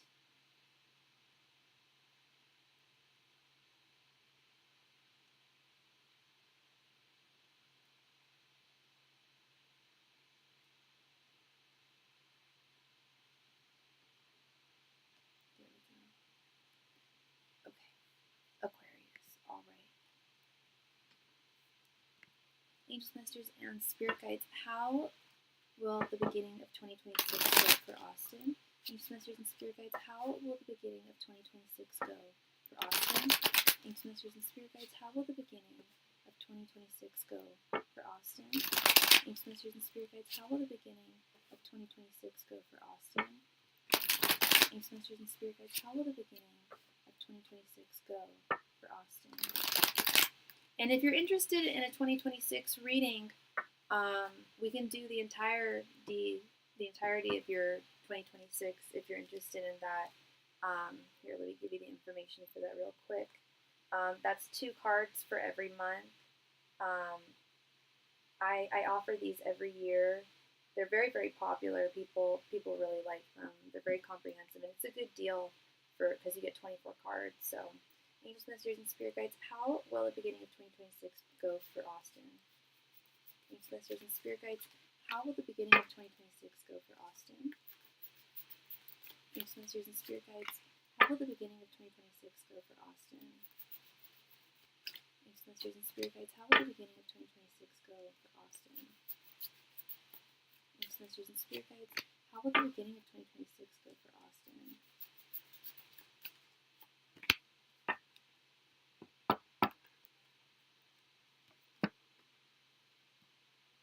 We have 4 of Swords reversed, Knight of Swords, Ace of Swords reversed, Ace of Wands reversed, and the Empress. I'm going to need some clarity for this. Got a lot of swords here. This 4 of Swords reversed.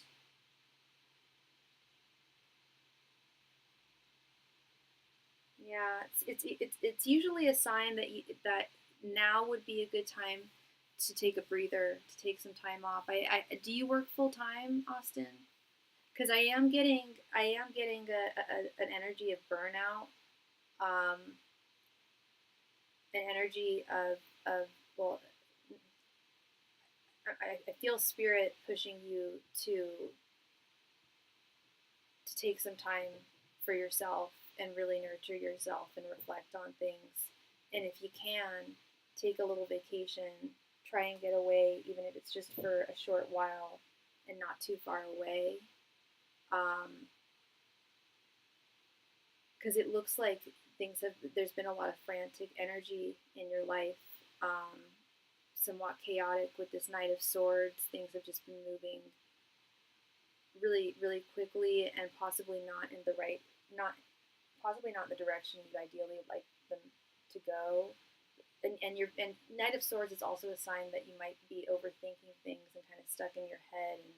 And Four of Swords reverse is a suggestion to clear your head. I've taken some time for the holidays, but I've been taking more time to myself and feeling like I'm healing. That's great. And this is a wonderful time to do it. I call this limbo week. It feels weird because most businesses are closed. A lot of businesses are closed. Schools are closed. So my other job, I don't work. I just do this, which is why I'm going away soon, because things are just slow during this week. And then they're slow in January too. They pick up speed, but I feel like things are going to be much less frantic for you. And yeah, this in particular is a good week, the limbo week after Christmas and between New Year's Eve.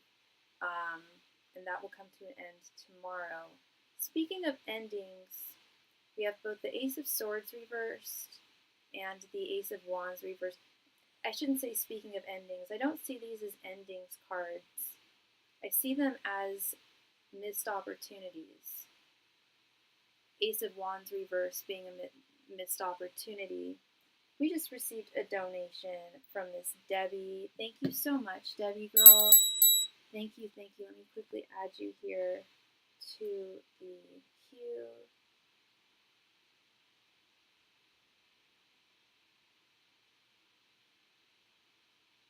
Happy New Year to you, love. How you doing? 4:20? Is it 4:20 time for you, girl? I not 4:20 time for me yet, but after I do my readings, hell yeah. Oh, you did, Harley. Thank you so much, girl. Sorry, Sorry, I'm so sorry. No one heard that. No one heard that.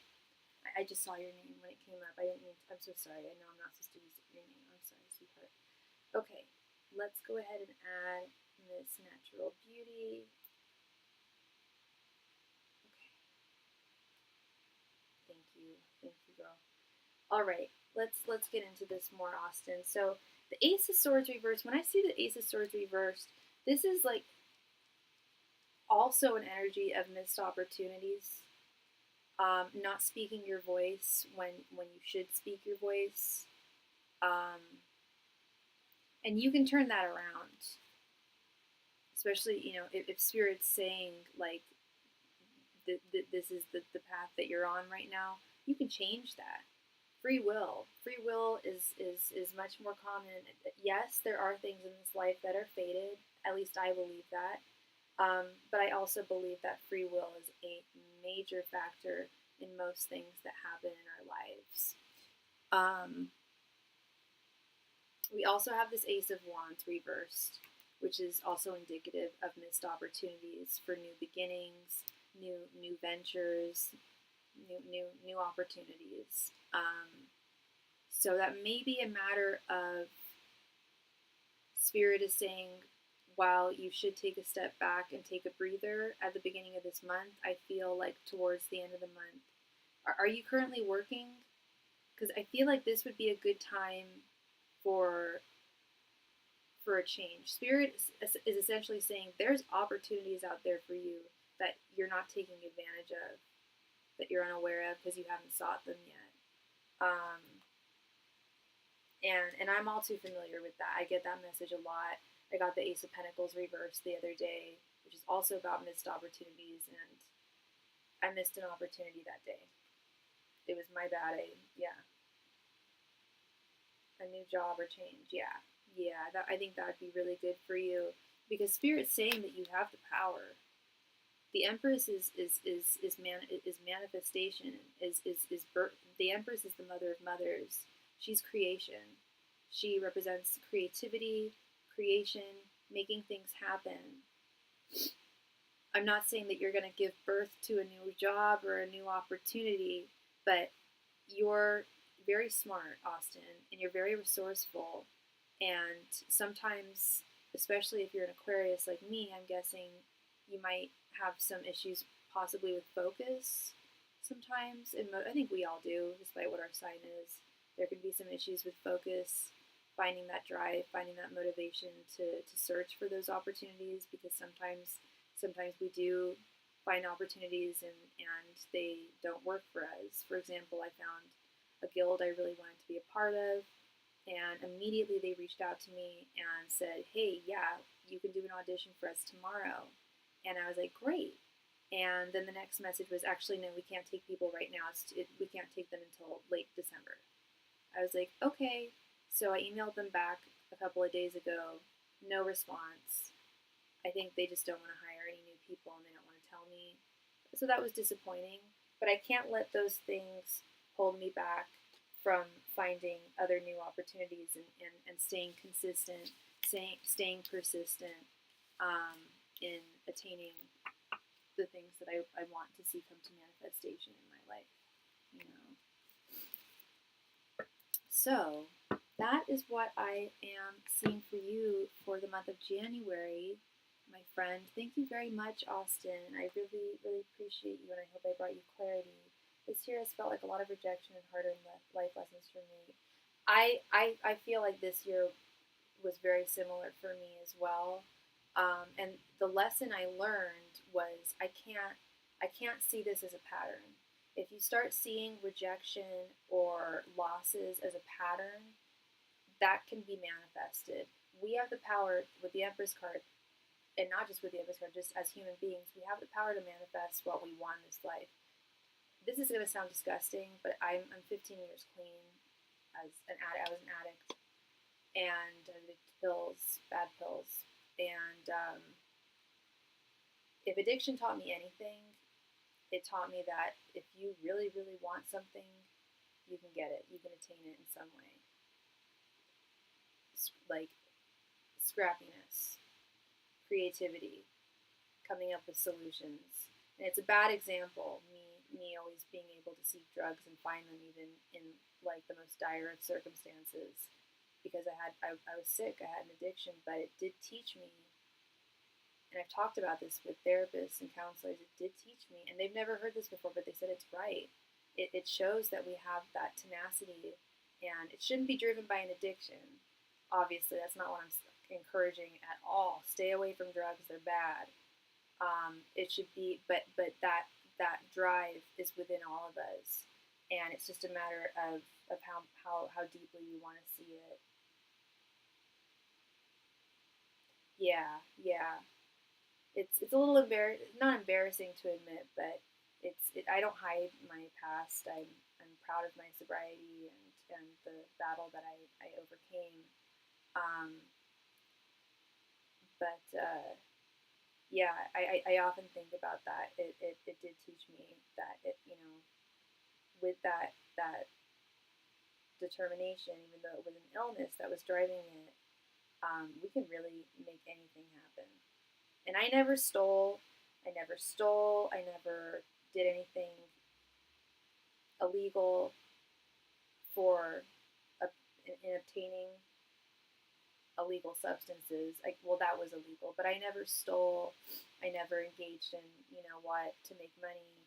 I kept things clean. And that's actually when I got clean. That's when I got help, was when I was tempted to steal. I was like, that's not me. Who's that? Who's this person?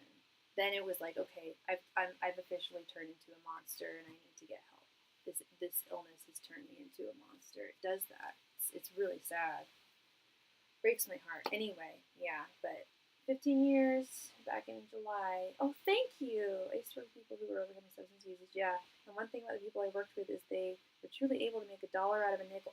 Right, right. That tenacity, and I've noticed that too with counselors of mine who are clean now as well. And not every counselor I've had has been a former addict. I prefer them to have had a drug problem because I want them to be able to relate to me, a drug or alcohol problem. I've had counselors that have never touched anything, and I'm like, how possibly can you relate to me?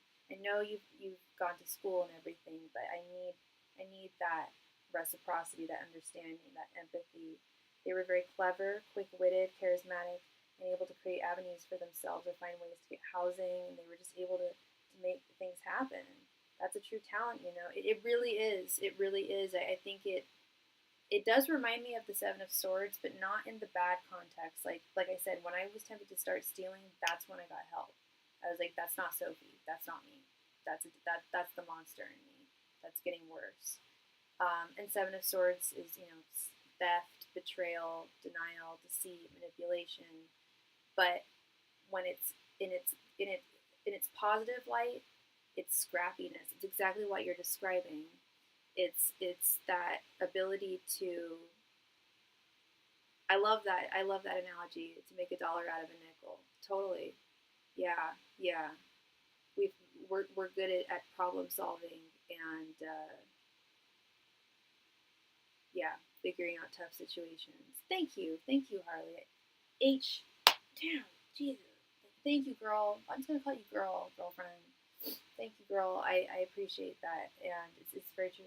It's hard to empathize with someone like that who doesn't understand exactly. And I once had a really sweet counselor. I've had 2 counselors that were Nigerian. Nigerian girls. They were both Nigerian. Very, very smart. Extremely well educated.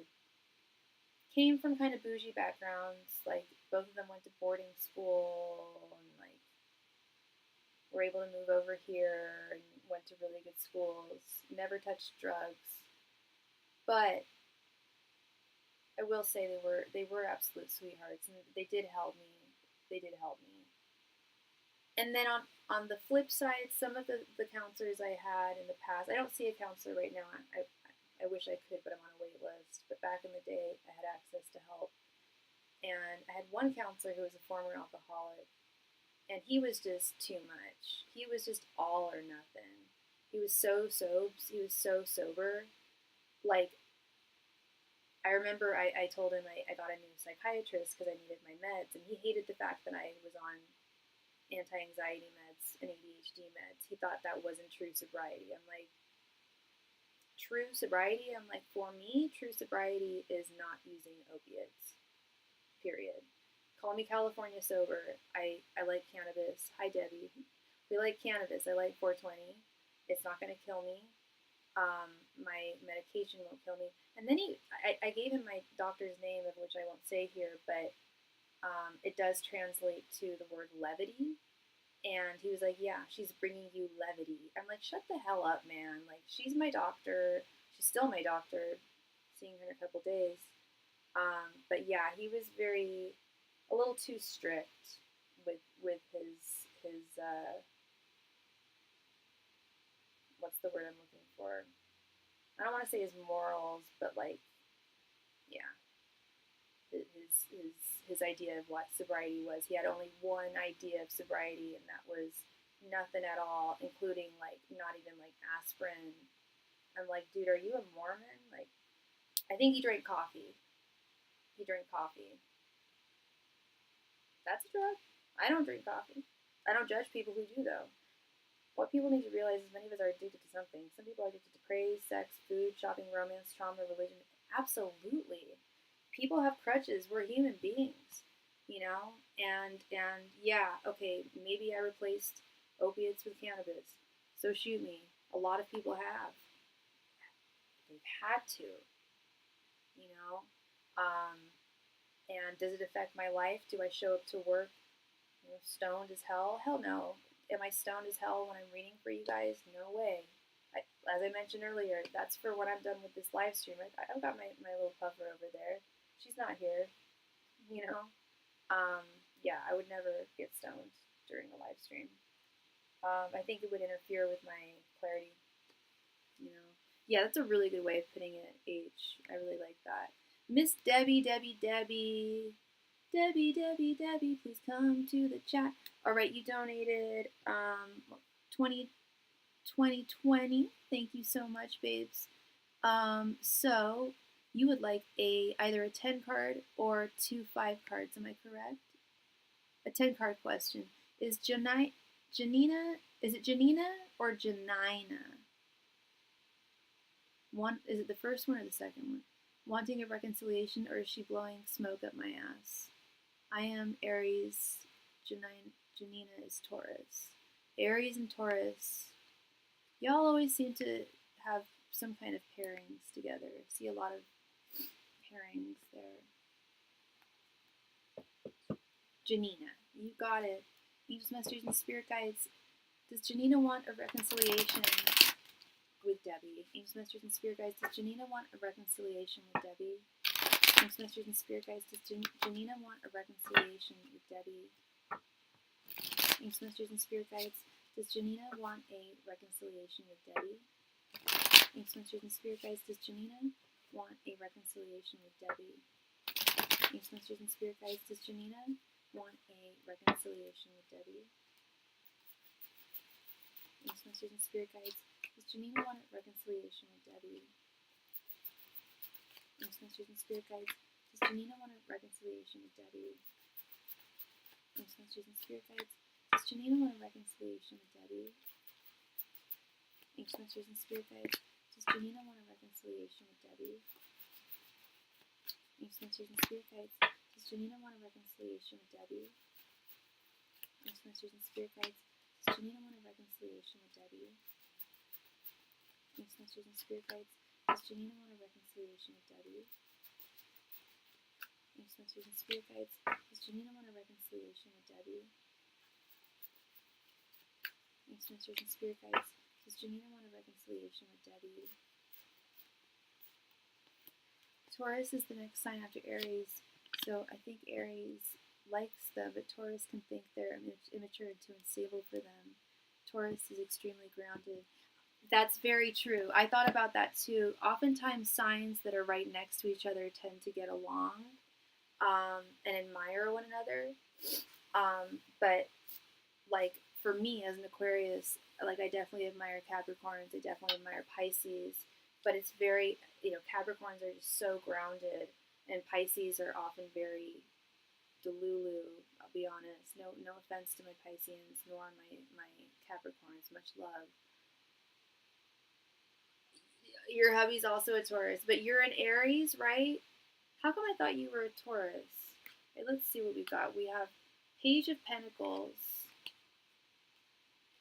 King of Cups reversed, Five of Cups reversed, Knight of Cups reversed, Page of Cups reversed, the Moon reversed, the World, the Magician reversed, the Devil, and Ace of Pentacles reversed. She's blowing smoke up your ass. She has no intentions of actually reconciling with you. She's lying. She's lying. Moon reversed. She's trying to hold on to some kind of power play here too with this Page of Pentacles. I don't know what happened between the two of you, and you don't have to tell me. But it has affected her very, very negatively on an emotional level. It's sent her in a very imbalanced direction. Yeah, your intuition's serving you right, girl. And I don't know how long you've known her for, but with this World card, this is telling me that she's going to continue her negative behavior. And the World is also a symbol of I think, of fixed signs and their rigidity and their stubbornness. And she's a Taurus. She's a fixed sign. She does not feel, she feels shitty about what happened. She feels hurt. But I think she feels like you hurt her. Again, I don't know what happened, but I think she feels she's in the right here. She doesn't have any guilt or remorse or regret with this Five of Cups reverse. And this was what told me she was absolutely bullshitting you. This Magician reverse. When I see the Magician reverse, that's someone who is not telling the truth. That's someone who is more or less a charlatan. And that's not really the right word to use in this situation, because she's not inflicting negative juju on you or magic or anything like that. Excuse me. But she's saying that she's going to use her powers and abilities to reconcile with you and to, restore balance and a connection with you. But she's not. It's your daughter. Oy vey. I was hoping it wasn't your daughter. I'm so sorry. But this isn't to say that this is forever, Debbie. It really may take a while. She's got some negative patterns and some real. We don't have the Queen of Swords reversed, but I do sense that there's some bitterness here. Yeah, Knight of Cups reversed and the Devil. She is still, and I noted this, she is still, like, inextricably attached to you with the Devil. You're her daughter. You gave birth to her. You guys were literally attached by the umbilical. Yeah, the cord's been cut. It was cut a while ago. But that bond don't break, even in times of darkness, even in times of discontent, with this Knight of Cups reversed. And then we have this Page of Cups reversed, an Ace of Pentacles reversed. Yeah, this is her not staying true to her word. This is her not coming into your life in the near future to rectify things and reconcile things. And the other thing that bothers me is the fact that so she told you that she was intending. Excuse me. She told you that she was intending on reconciling with you. That's a little odd to me, because if you're going to reconcile with someone, you don't tell them you're going to do it. You do it. You say, "Hey, I want to reconcile. Let's quash this." And that's probably why you felt that she was being dishonest with you. I have also said about Tauruses, they are probably the least honest sign I've ever met. And I don't know how you feel about Tauruses and the Tauruses in your life, but the ones in my life, some of them are kleptomaniacs. I'm not saying your daughter is, but sometimes they just like lie through their teeth, lie about ridiculous things. And I realized, I'm like, oh my God, they're bulls. Bullshit. They can talk a lot of bullshit. Sometimes you have to let go to grow.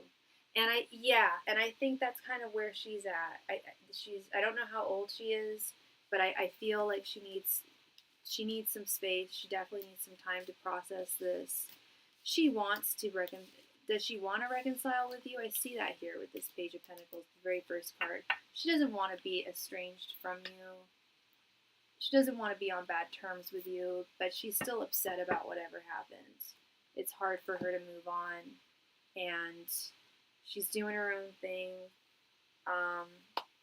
No doubt trying to process whatever's gone on. But yeah, this time I definitely see her needing some space. Other bullshit. Probatories in my life, but true hustlers to say it. Oh, geez, you noticed it too, H. She was pissed off because I did not invite her to Thanksgiving, but I did not invite anyone. Okay, so she's got it. That's a true misunderstanding there. Like, I'd be upset if I wasn't invited to Thanksgiving at my parents' house. However, if they explained that they just weren't doing Thanksgiving this year, no harm, no foul.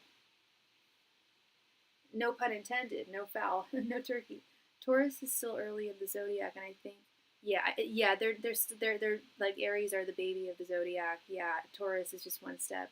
And I think they're very emotional and don't perhaps fully understand the big picture to forgive fully. Just give them their time.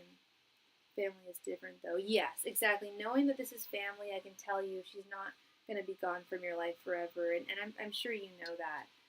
But she does need time to process this. Even though you did nothing wrong, you did absolutely nothing wrong. They seem to see things their way. Yes, yes, and can be fickle and tended towards drama from my experience. Yes, I've noticed that as well. I've noticed that as well. Not with all, of course, not everyone is defined by their sun sign. We also have, our moon and our rising influence, our entire chart, But, like, for example, my brother is a Taurus. By the way, Miss Harley, it is your turn, sweetheart. Did you want a 10-card reading, or did you have 2 questions? Yeah, my brother is not a liar. He's very, very honest and forthright. Um, but he's also extremely balanced, too. And her twin is a narcissist. Oh dear, but she's not. That's interesting. So they're twins, and one of them is a narcissist. Interesting, because narcissism usually reflects itself, especially I would imagine with twins. I'm sorry about that, Debbie. 2 questions. You got it, Miss Harley. No problem. Please go ahead and post your first question.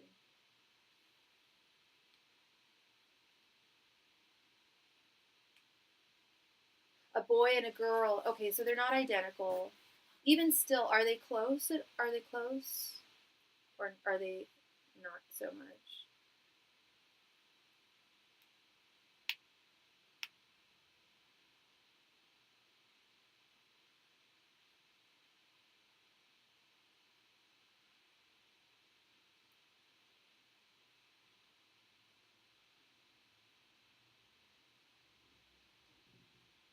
One, will Jesus ever reach out to me? He told me he was done, but I felt like he was still hurt. I respected his space, but I feel like there's still maybe something there. I don't know. Okay. Somewhat. Not like before. They're kind of growing apart, huh? Were they really close when they were kiddos? I think that happens a lot with siblings. Sometimes they grow closer as they get older. I was super tight with my brother as a kid. It's just hard now because he lives on the other side of the world. Um, and his WhatsApp's not working, so I can't even communicate with him. And he wasn't very direct in telling me he was done. That also made me wonder if he is serious. Okay, okay. I'm really good at identifying F boys, girl. I identified one real quickly tonight. I'll just say what happened tonight.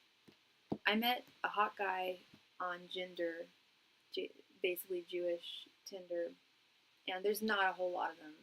Like I've literally just like gone through all of them, probably dated all of the single ones in my area, and I found a really gorgeous guy who matched with me, and we were talking, and everything was chill.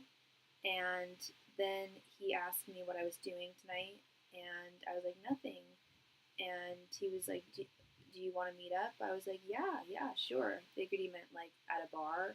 He was like, well, I can leave my sister's. I live in the Sunset. I can leave my sister's house, and we can go to my house. I was like, I don't go to people's houses who I haven't met. He was like, okay, do you want to meet at a bar then in your neighborhood? I'm like, I told you my neighborhood doesn't have any good bars, but I'm happy to meet you in like the Haight or a cool neighborhood, like go to a cool dive bar. He was like, okay, I'll pick you up. I'm like, nope, I've got my transportation. I don't let people know where I live who I don't know. I was like, my transportation's fine. And then I finally got it out of him. He was like, okay, I'm just going to be honest with you. I'm just looking for a hookup tonight. Are you okay with that? I'm like, no, I'm not. But I hope you have a great night. Like, why didn't you just say that, dude?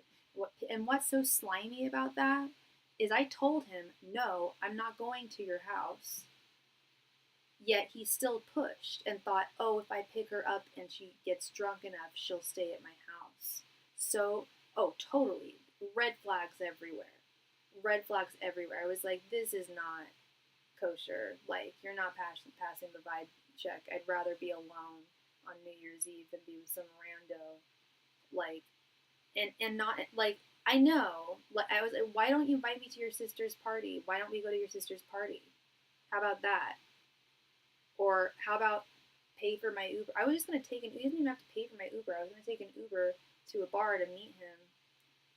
I was just like, bro, like, thank you for your honesty. You could have been honest right from the get go.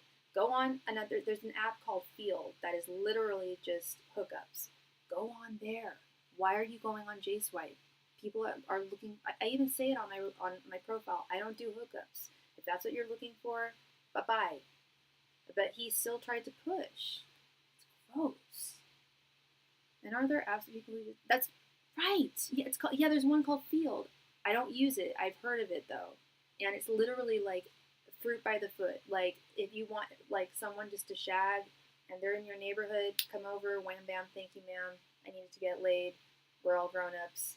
No strings attached. Why don't men go on those sites? Because there's not a whole lot of women on there. And a lot of the women on there are probably married. The good ones, I'm imagining. Most women aren't looking for a hookup. Some are. If you're really, really thirsty and you're bored, no tea, no shade. Get it, girl. You know. But I think a lot of women just don't want that.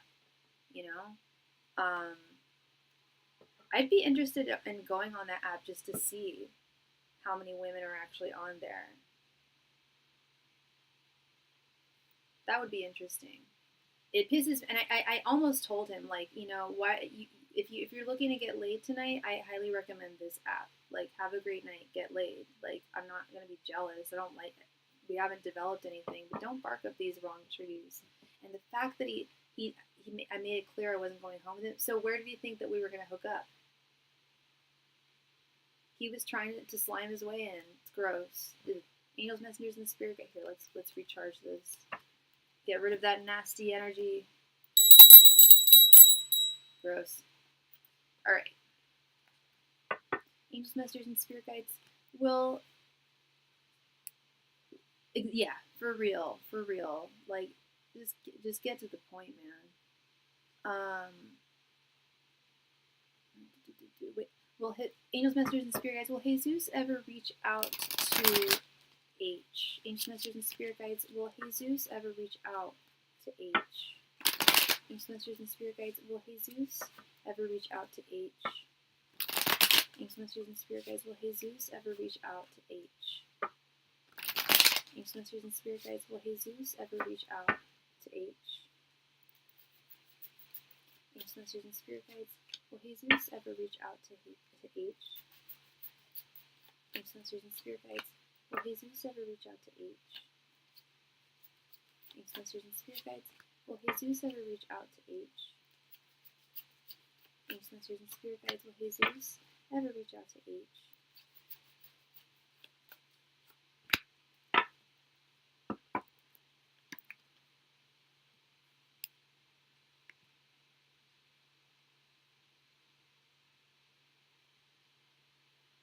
I agree with you. I wonder how many people with really kinky taste are on there. No shade, but I'm sure unique people should. Yeah, like fetish people. There's also another one called Fet Life. I have a friend who does like anthropological studies, and one of his studies is like, yeah, like the fetish world.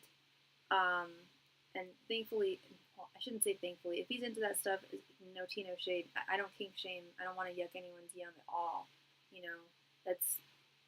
I low key wish I had some kind of kink because it would distract me. It would be a hobby, you know, like.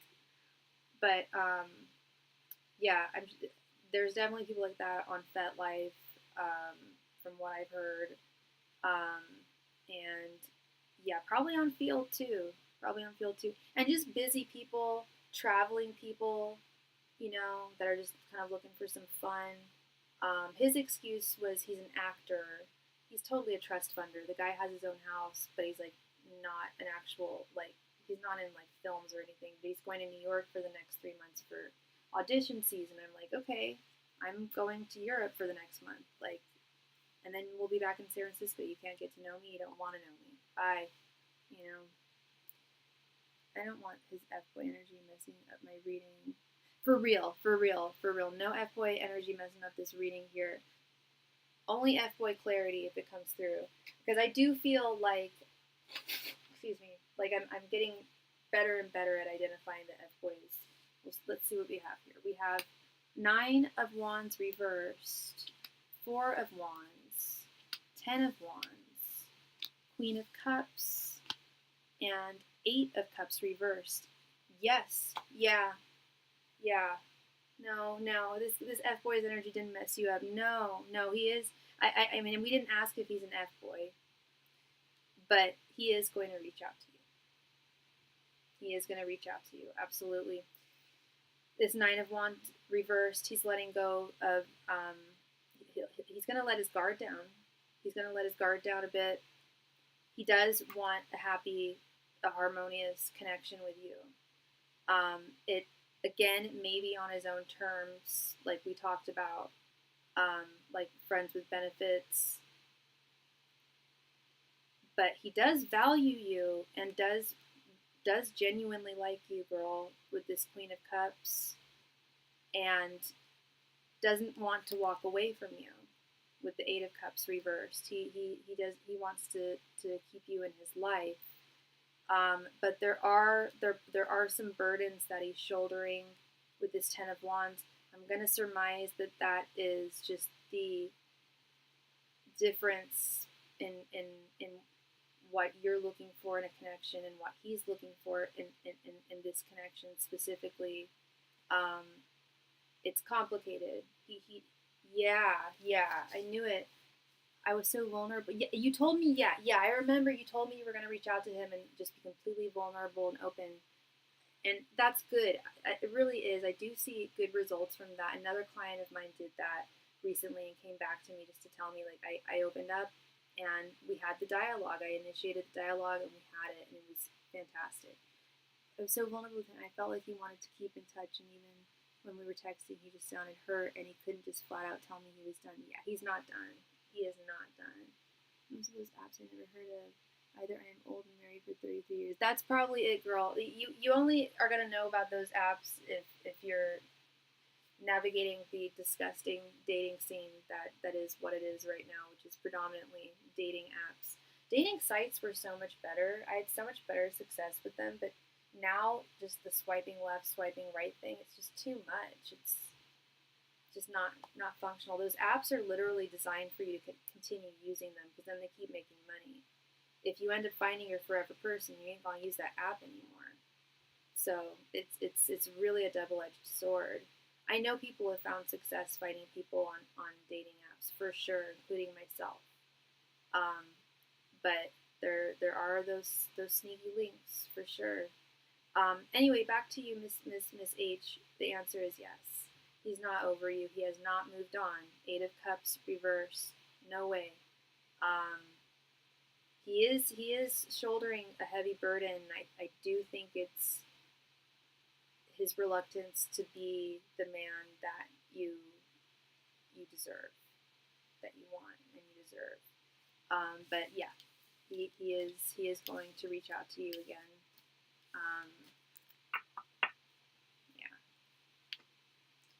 Yeah. And I hope he's open and vulnerable. I hope that he can reciprocate what you provided for him. Yeah. What advice does Spirit have for how I navigate my love life in 2026? Okay. Angels, Masters, and Spirit Guides, please provide H with any and all advice on how to navigate her love life next year. Angels, Masters, and Spirit Guides, please provide H with any and all advice regarding how to navigate her love life next year. Angels, Masters, and Spirit Guides, please provide H with any and all advice regarding how to navigate her love life next year. Angels, Masters, and Spirit Guides, please provide H with any and all advice regarding how to navigate her love life next year. Angels, Masters, and Spirit Guides, please provide H with any and all advice regarding how to navigate her love life next year. Angels, Masters, and Spirit Guides, please provide H with any and all information on how to navigate her love life next year. Angels, Masters, and Spirit Guides, please provide H with any and all information on how to navigate her love life next year. Angels, Masters, and Spirit Guides, please provide H with any and all information on how to navigate her love life next year. Angels, Masters, and Spirit Guides, please provide H with any and all information on how to navigate her love life next year. Angels, Masters, and Spirit Guides, Please provide each with any and all information on how to navigate her love life next year.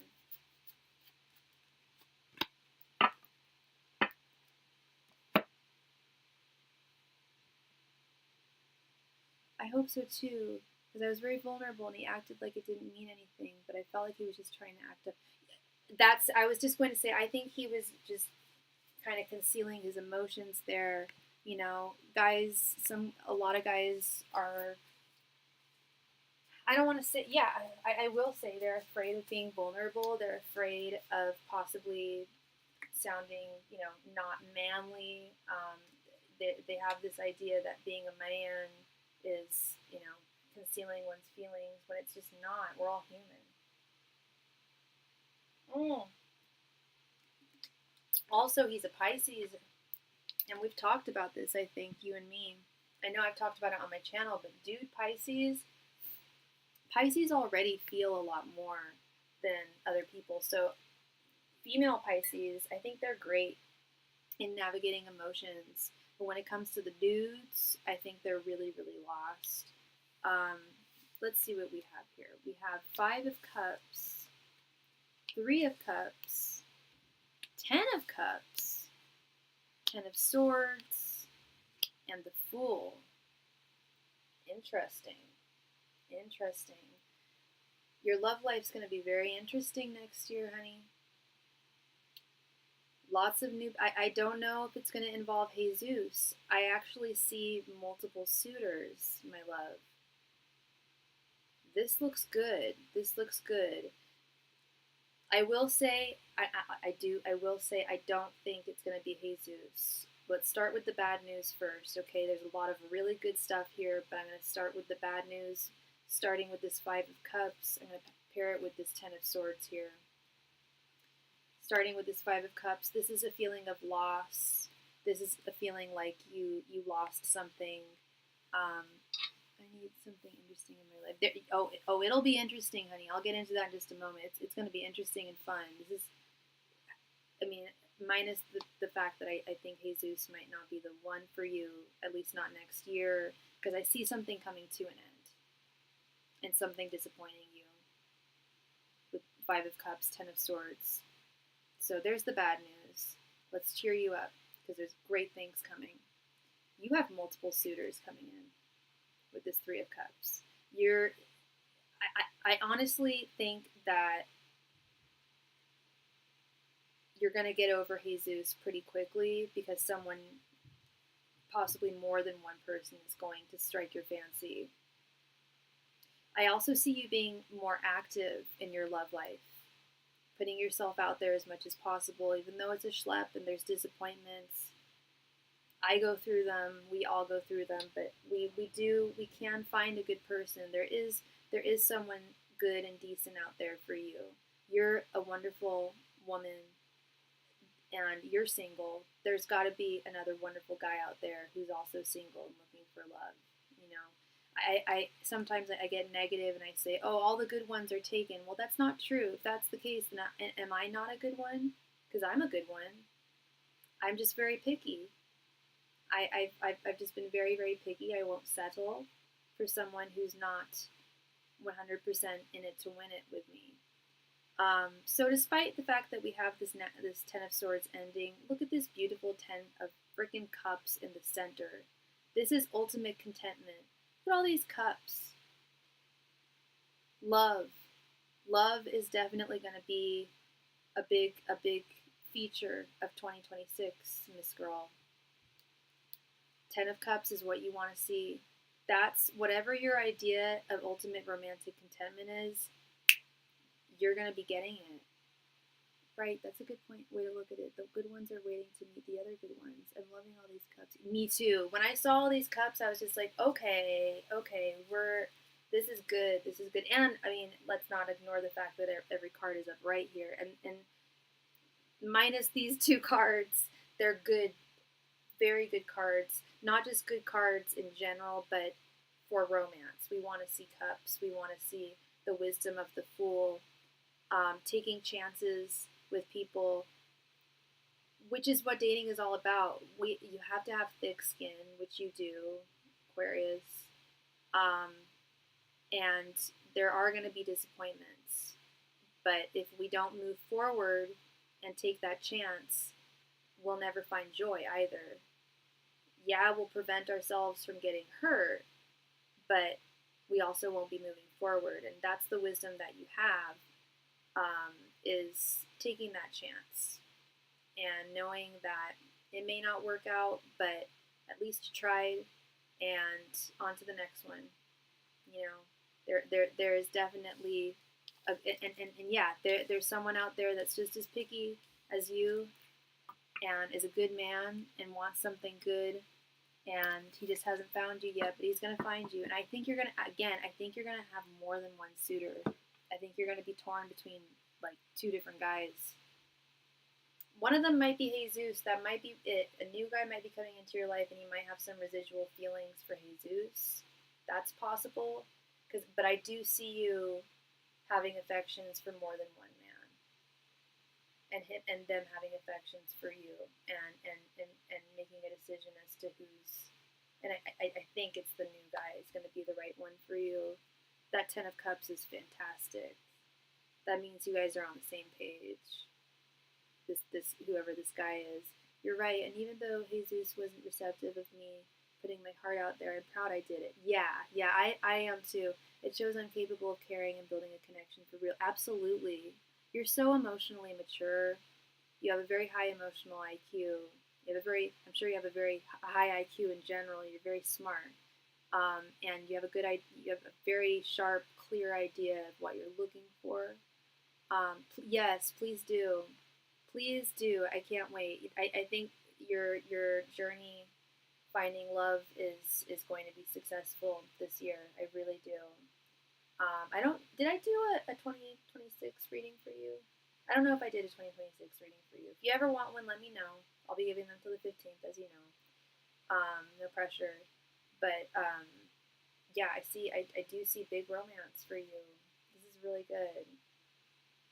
I appreciate you too, love. Thank you so much. I love everything that you have to say. You have such wonderful insights, and yeah, I love that you're a part of my channel and part of the community. You're one of my dearly beloveds. Thank you so much. Much love and light to you. You have a wonderful New Year's, and I'll see you next year, girl. You have a wonderful rest of your night.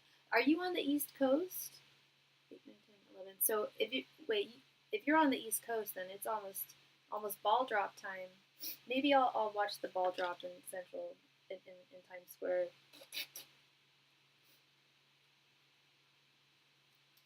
All right. What wonderful readings! What wonderful readings this evening. Very good readings. I love that. I love that. It can be hard sometimes. Yes, I'm in the South. Yep, it's 11:23. Okay, so you're about to ring it in. All right. Exciting. All right. So I'm going to do a last, it's that time of night. We are all caught up with donations, but I'm still here for anyone if anyone has any remaining questions. I've still got gas in the tank, no prob. Last call, everyone, for all donations. Thank you. Last call. If you have a question tonight, I can take care of you. Thank you. What is going on? Date with intention. Dating site you're seeking. Talklive.com. I am good. Thank you. They probably were just listening. That ad was probably listening to the conversation we were having about dating. Good Lord. Last call tonight. Last call for all donations. Thank you.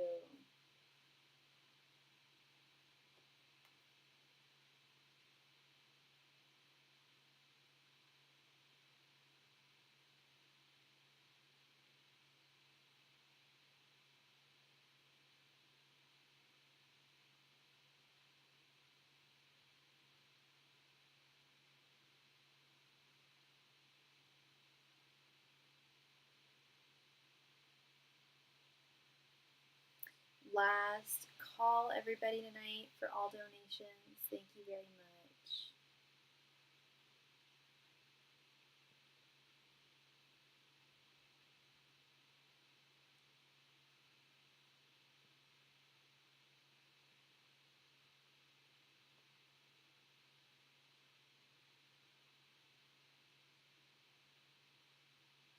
Last call, everybody. Last call tonight for all donations. If you have a question, please send in your donation now. Or if you just want to say hello, that's fine too. I always love your guys' commentary. You guys all have very cool insights, very like-minded insights, and insights that I wasn't familiar with in the past. Love learning new things. Last call tonight for any and all donations. Thank you.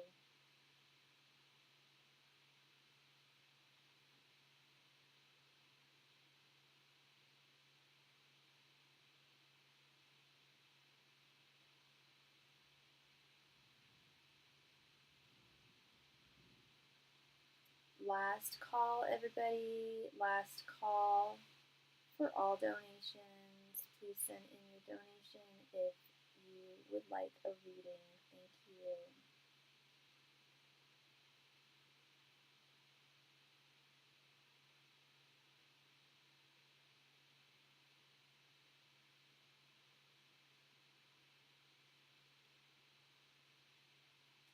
All right, it looks like everyone is happy and taken care of. Thank you all so very, very much. Happy New Year to all of you. It's been a wonderful year. Thank you all so much for just being so great and being a part of this channel. It's going to be 5 years. I'll have had this channel for 5 years in February. My channel is also in Aquarius, so I will be having a 5-year anniversary celebration, little party. We'll probably do some free readings, gift giveaways, stuff like that, crystal giveaways. Love and light to all of you. God bless. Happy New Year.